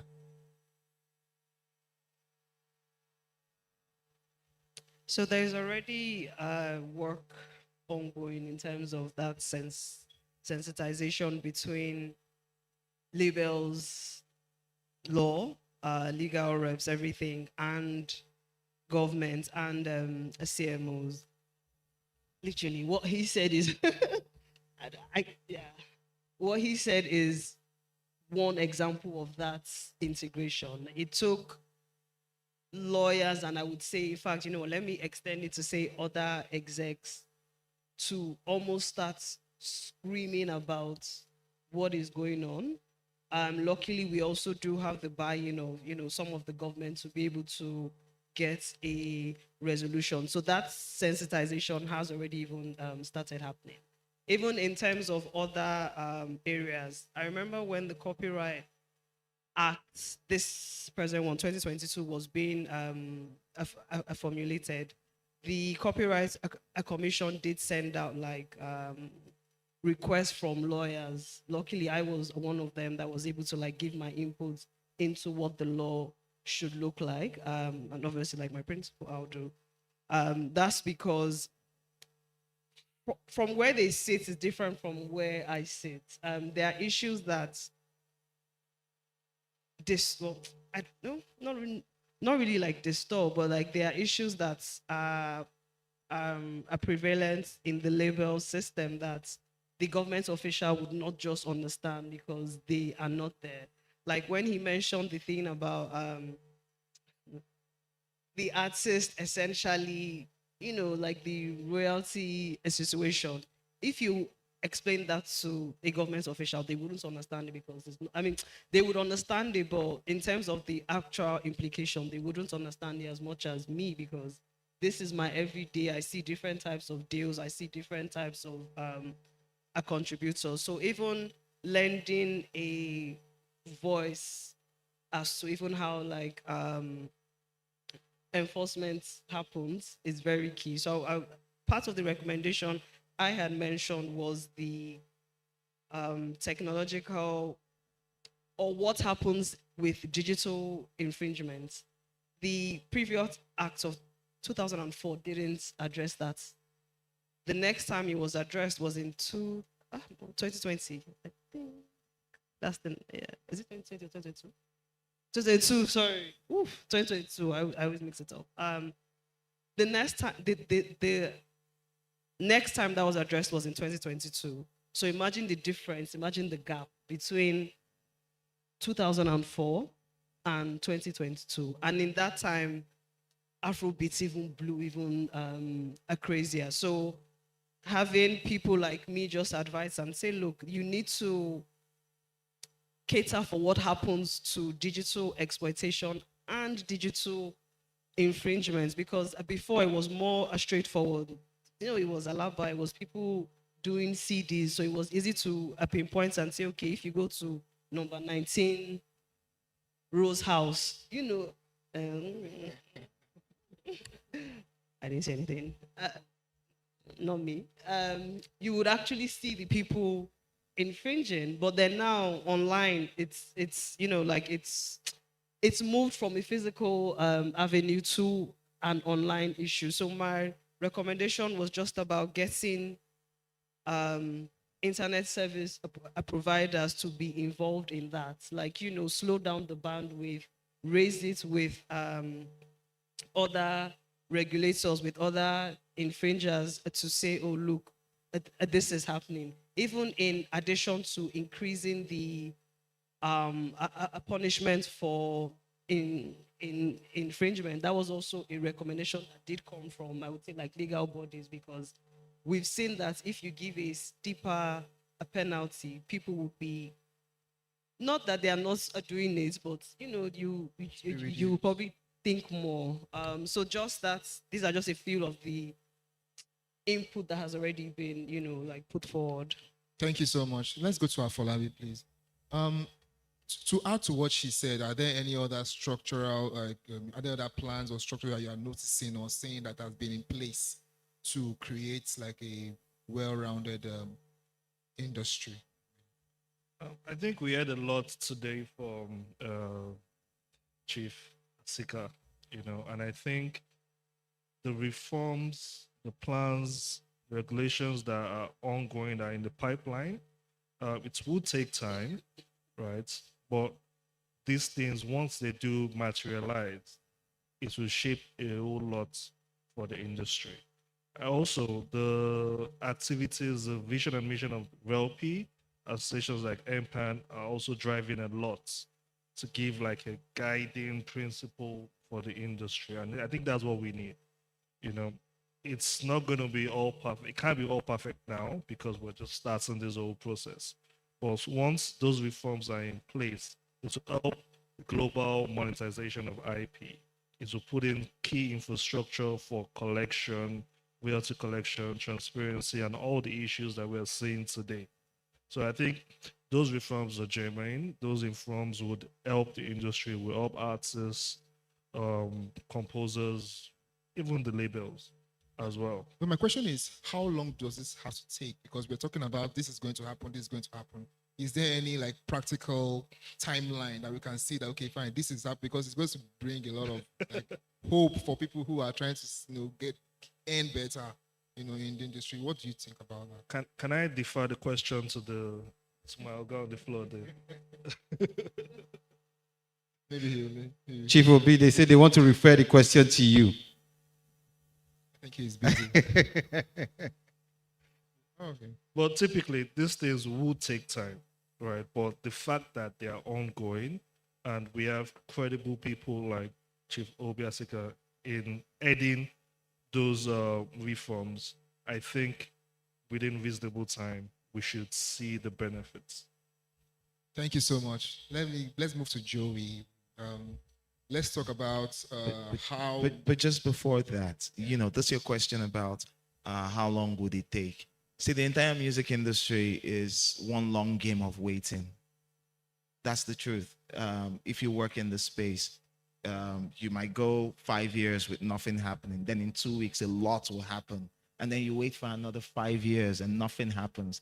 And a lot will happen. So it's that stop, start property. So at the foundation of the music industry is patience. So that's what it is. So yeah. Thank you so much. So how can media and journalism contribute to the greater accountability of the of transparency in African music industry?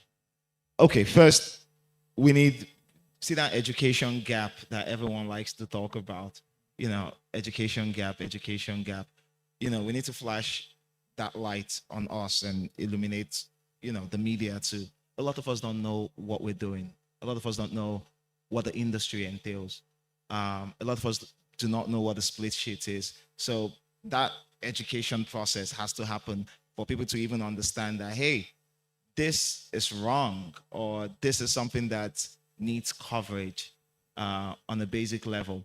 I remember screaming. So I've been screaming since it was good, when Afrobeats to the World was having the time of its life. You know, all of us were bawling. But I noticed that after Calm Down, we stopped hitting those heights after Calm Down. And so we started experiencing a roll down of that. So a few of us will still get access to these spaces, or will still get slots. But we stopped being a priority. And every year it got worse. And every time I screamed it, that, hey, this is happening to us. You might not see it now, but all of my indices are trending negative. And everyone would scream at me and be like, hey, you're the guy who cries wolf. You're the troublemaker. You're the one who screams that things are bad when we're bawling, you know? So it's just education. That's the difference. That's what we can do. And then number two, a more important part of this would be understanding what the truth is, and chasing that truth. I came up in an industry where we could do investigative pieces. Give you an example. I once did one for MTN and how they were ripping us off with the coloring back tunes. It was such a horrible thing that they were doing. MTN, Huawei, they were doing such a horrible thing to this industry.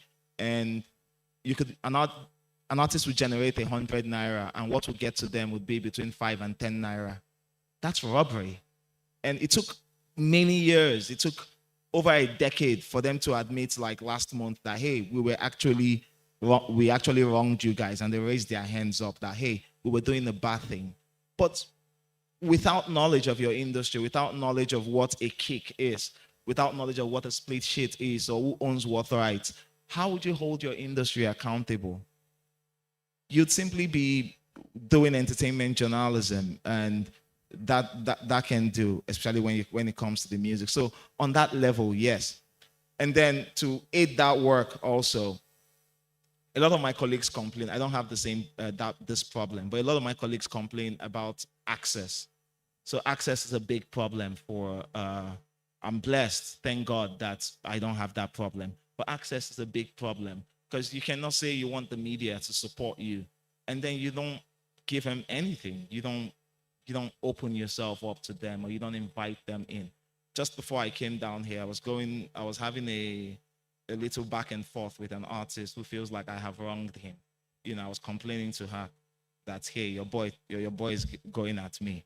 And, you know, I'd rather have that than not have it at all. I'd rather have you say, hey, I'm mad at you, but this is how we can work together, and this is the truth of a situation, than say, hey, journalism sucks. So we need that. And so, but beyond that, beyond even journalism and everything, the two points where these structural problems that we all talk about, they need to be fixed quickly, is the part of investment. And investment and how people can see their money. If we can sort out money coming into the system and being realized from the system, then we're good. Then we have an industry. So everyone is involved here, from the banks who say, hey, we have loans for you, but your systems do not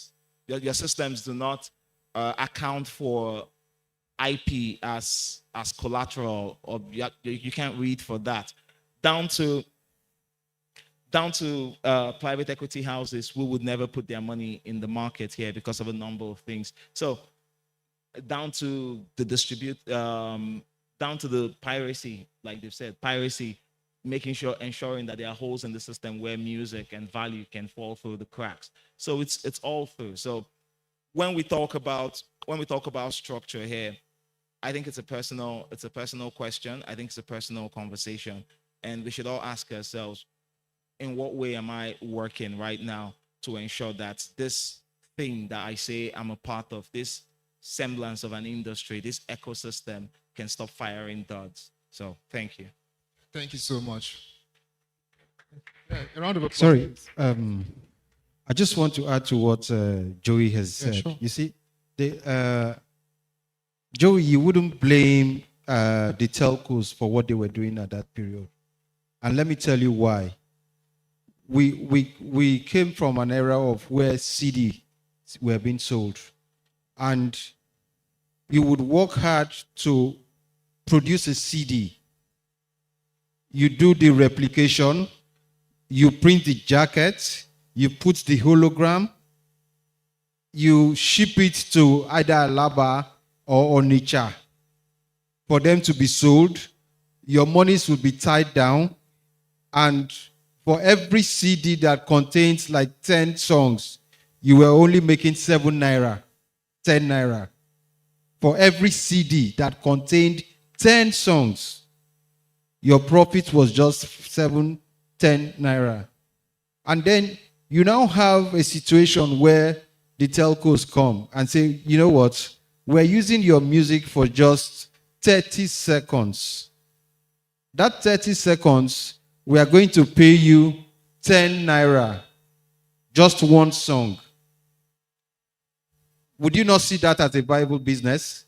Even though you feel that they were ripping you off. But it made more sense that you would not sweat. You just give your music, it's used for 30 seconds, and then you get paid 10 naira. But the biggest rip-off was when we started in 2011, 2012.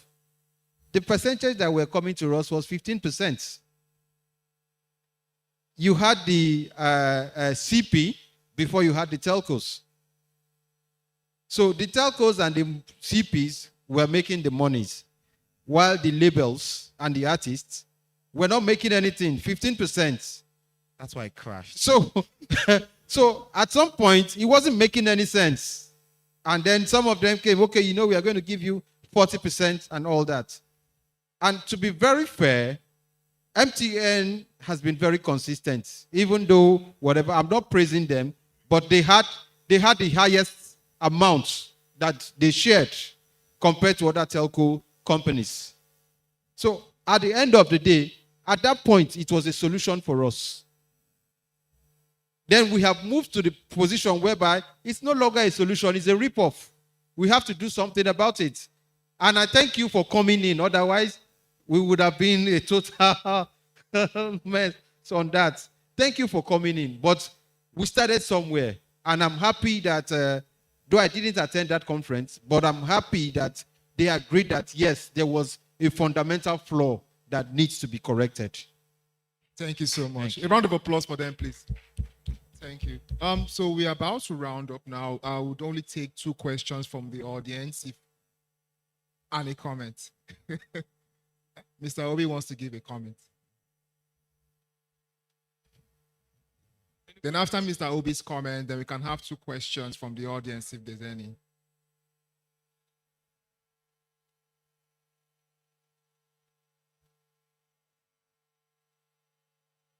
Dude, somebody's trying to put me in trouble. So, no, I would just say that I think the simple and honest truth is that those with infrastructure and platforms have been ripping off Nigerian music for 25 years. Facts of life. We never got paid. We never got paid what we're supposed to get paid. And they actually laughed in your face as if they were doing you a favor. I think today we have a very different position and we have some very different conversations. And anybody stepping to the table to talk to Nigerian music should understand you need to come with value. If you're not bringing value to the table, nobody's going to talk to you. Doesn't matter where you're coming from or who you are. So that's what we're looking for. Those who are going to invest, build value that can enable everybody to win together. That's my only statement, not question. Thank you. So we had a hand at the back there. Any questions? 2 hands. I'm seeing 2 hands here. One at the back. Please make it snappy. Thank you. Good afternoon. I'm Chukwunon Sondukwe. I am a lawyer and I have particular interest in data privacy law. So I'm very much excited to be here today because I was curious about the intersection of data privacy and the entertainment law.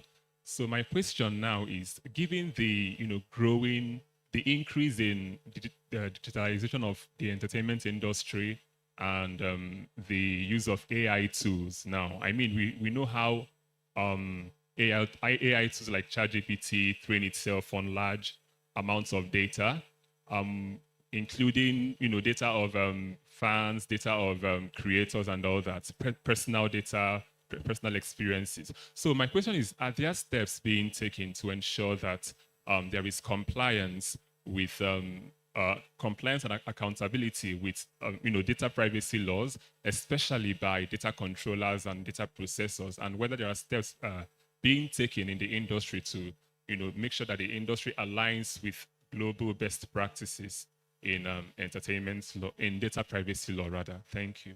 Thank you, Chinos.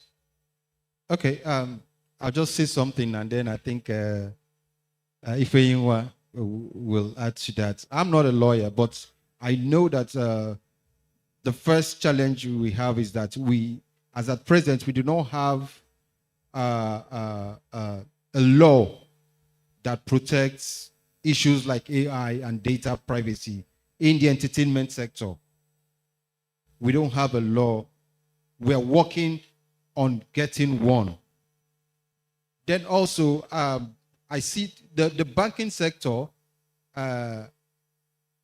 is covered on that because the Data Protection Agency has given regulations. For example, for a fintech, for you as a fintech company to be able to operate freely, you have to register with them. So I think for us, it's a gradual process. First, we must have a law that helps us identify and resolve issues that has to do with AI and data. When we do that, then we can now look at the data compliance issues and how to deal with them.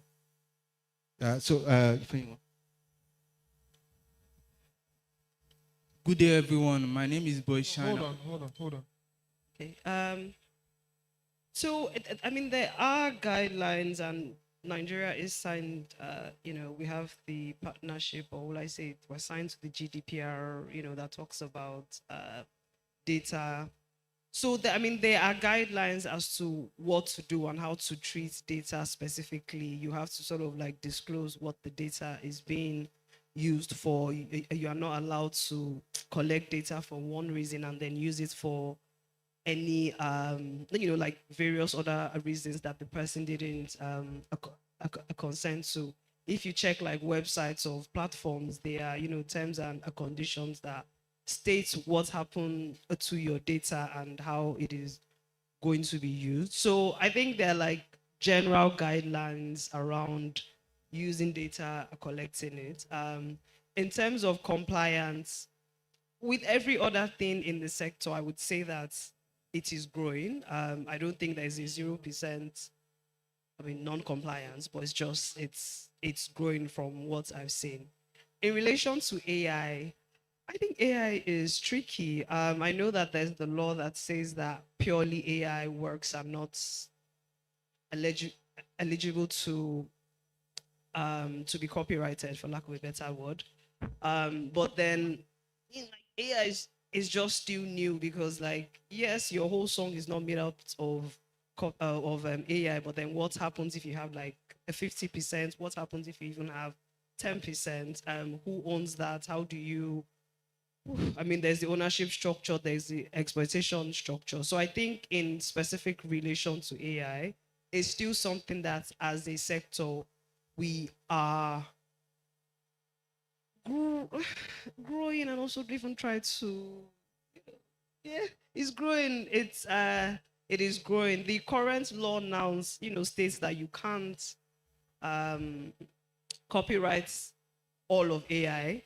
Personally, I'm interested to see what happens in, I would even say as far as 3 years. I would say 2 years. Actually, no, 1 year, because the way at which AI is being incorporated in content, I would just say content, let me even take it out of songs, we are going to be forced to have a more detailed conversation around that ownership, because right now it just seemed like to put like a plaster on the wound. We just quickly said something, but I think in the coming years, for everybody in the industry, we would need to really sit down and maybe rethink the ownership structure around AI. Joey has one thing to say.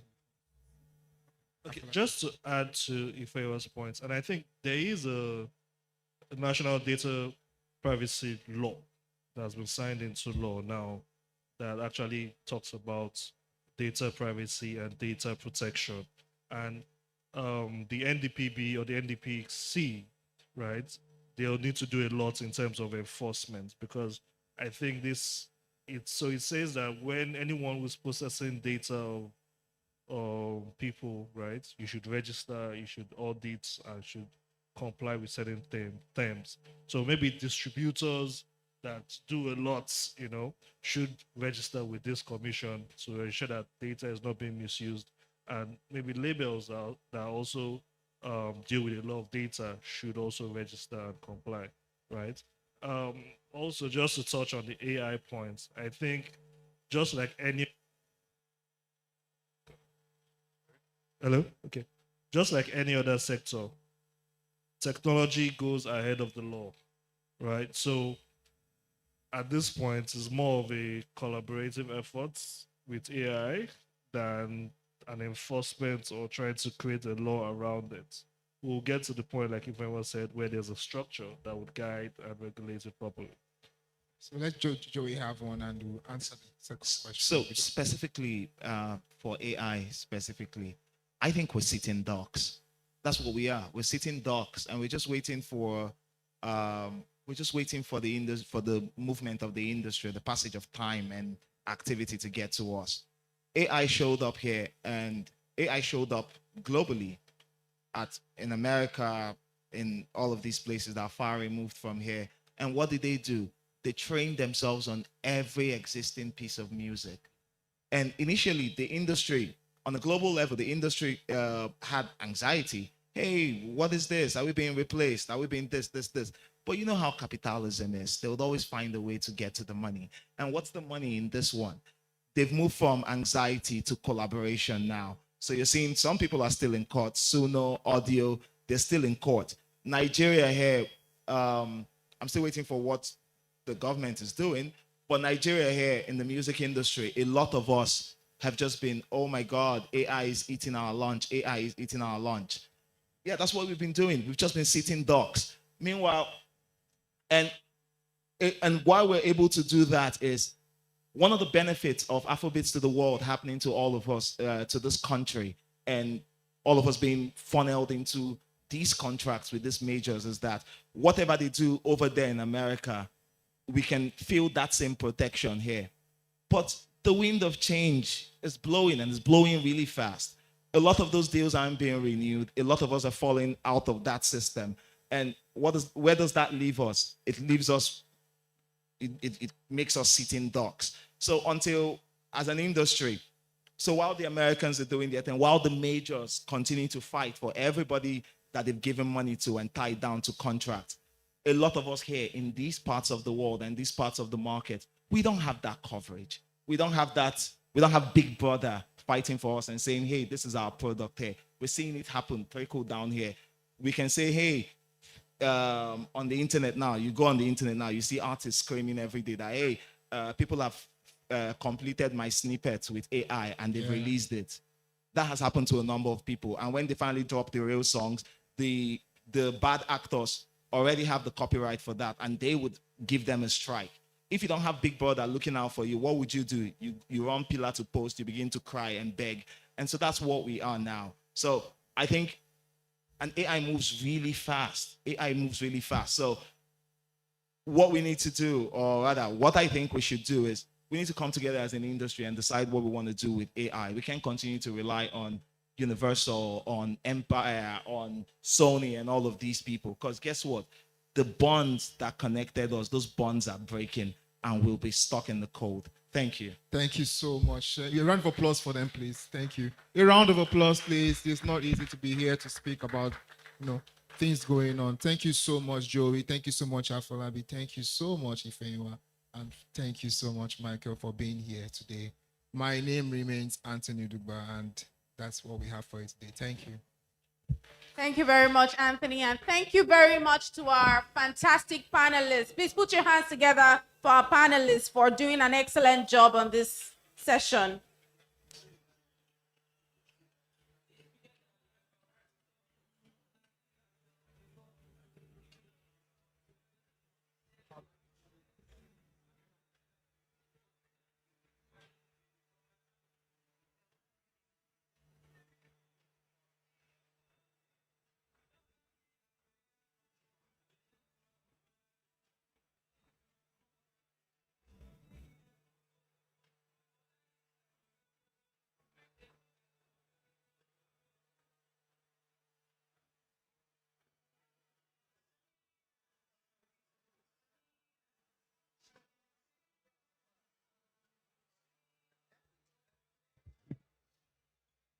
Quick photographs, please, with the panelists and the moderator.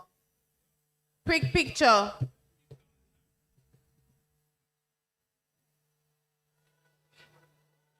Everyone, you done that? Great. All right. Thank you. We finally hit the home run right now, but we'll take a quick presentation, 3 minutes presentation from the CEO and founder of NAMI, Mr. Gideon Owolabi. A quick presentation, 3 minute presentation. Please put your hands together for Mr. Gideon Owolabi. If your hands are not too busy, please just do that. It's a final presentation. Mr. Gideon Owolabi, please.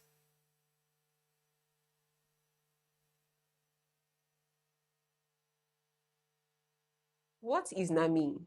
NAMI is an AI-powered event photo and visibility platform designed for both event creators and attendees of those events. Now, here's how it works. For attendees, it is pretty simple. You just get the event code from the event organizer, coordinator, or photographer. Head straight to nami.co, enter the code, take a quick selfie, or upload a clear photo of yourself. Now, what happens? NAMI instantly finds every photo you are appearing. No endless scrolling, no searching through thousands of pictures, just your photos ready to view and download. Easy peasy. But that's only one side of NAMI. Let's talk about the creators. Here's where it gets really interesting, because for creators of events, NAMI is much more than a photo discovery platform. It is a visibility tool. Think about it. You spend money on a beautiful venue, you hire photographers, you bring in cameras, lenses, lighting, and all the expensive gear needed to capture every moment from every angle of your events. Now your photographers are literally everywhere. At the entrance, by the stage, in the audience, at the networking sessions. Click, click, click. Thousands of beautiful high-resolution photos are taken. Then what happens? Most of them never see the light of the day, ever again. They end up sitting in folders and hard drives and cloud storages, gathering dust. And to be fair, we can't even blame your social media managers, because how many photos can they possibly upload? So out of thousands of great shots Only a few make it online. The rest, lottery. But Nami is here to end that lottery because every time a camera is pointed at an attendee, an expectation is created. The attendee is thinking, I hope I get that photo. Attendees in the hall can attest to this fact. Now, imagine telling them, before you leave today, head over to Nami, enter the code on the screen, and find every photo you appear in instantly. Now, people are downloading professional photos of themselves while they are still excited about the event. And what do people do when they get a great photo of themselves? They share it, they post it, they send it to friends, they put it on WhatsApp, they upload it to Instagram, LinkedIn, X, Facebook, everywhere. And when they do, your event goes with them. That's more engagement, more visibility, more conversations around your event. In fact, more authentic moments being shared by real attendees. And most importantly, more people tagging your brand and extending the life of your event long after it's over. The photographers have already captured the story. Now, let Nami help you spread it. Ultimately, for photographers, photo delivery becomes effortless. For event organizers, visibility grows organically. Now, for attendees, memories become easy to find. Instead of photo gathering dust in folders, they become memories, conversations, and marketing assets working for you long after your event is over. Got an event? Try Nami. Yeah, right now. Good afternoon. My name is Gideon Owolabi. I'm the CEO and founder of Nami AI. Nami is a photo discovery app. It's an AI photo discovery app that helps you find your photo after you're done with an event like this. We know events like this are core memories. It matters to you. You want to document it, and you also want to find your photos after you're done. So what we do is we use AI to deliver and distribute photo as a marketing tool for the executive and an entertainment tool for the attendees of the event too. Something happened a couple months ago. Aside being a tech guy, one of the things I do is I'm a fractional CMO for companies. So I consult and I build strategies for companies. And I was doing something for a record label, and we had to run this campaign where I was trying to create experience for the people who listen to the music. So we had a listening party on a bus on the mainland. We went from the parts of the likes of Egbeda down to Yaba. We drove around, we had party, pictures we are faking. People who experienced it, loved it, and they shared the experience online. It went viral. Aside that, one thing was missing. We wish we could give the people who really experienced those photos their photos, right? We've gone to events, we've gone to programs like this, and it's your experience. At the end of the day, you are left to something called a social media lottery. Let me explain the social media lottery. The social media lottery is when, at the end of the event organizer uploads the photos to social media. They can't post more than 10 or 20 because they don't want to spam it, right? And you go there looking to see if you make the cut, the director's cut. So with Nami, we've been able to solve that. All you just need to do is, as an event organizer, you have your list, or as a music executive, whatever you're working on, you have your listening party, you have your events. What you do is upload your photos, go on nami.co, Nahme. This is me, nami.co. Upload your photo to the platform. People who attend the platform, it's going to generate a code for you for that event. So for instance, let's say today events, we can have something like BCES26 as a short code. You go on nami.co, enter that code, you'll be able to find your photos.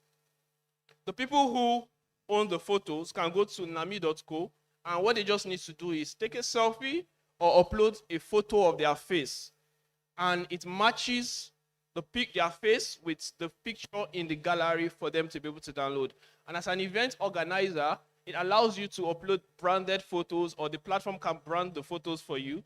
And when you get there, they download and they distribute it, and it becomes a viral tool.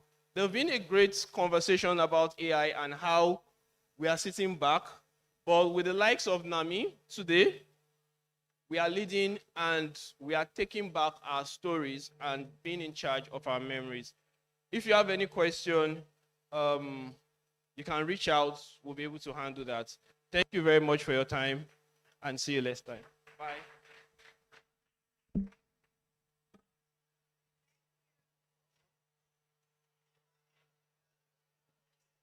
Thank you very much to Mr. Gideon Owolabi. And on that note, we've come to the end of the Creative Entertainment Summit for 2026. We hope that we will see you at Creative Entertainment Summit for 2027. And we do hope that today has been worth your time, their takeaways, and you've been able to meet with people that will definitely take you to the next level.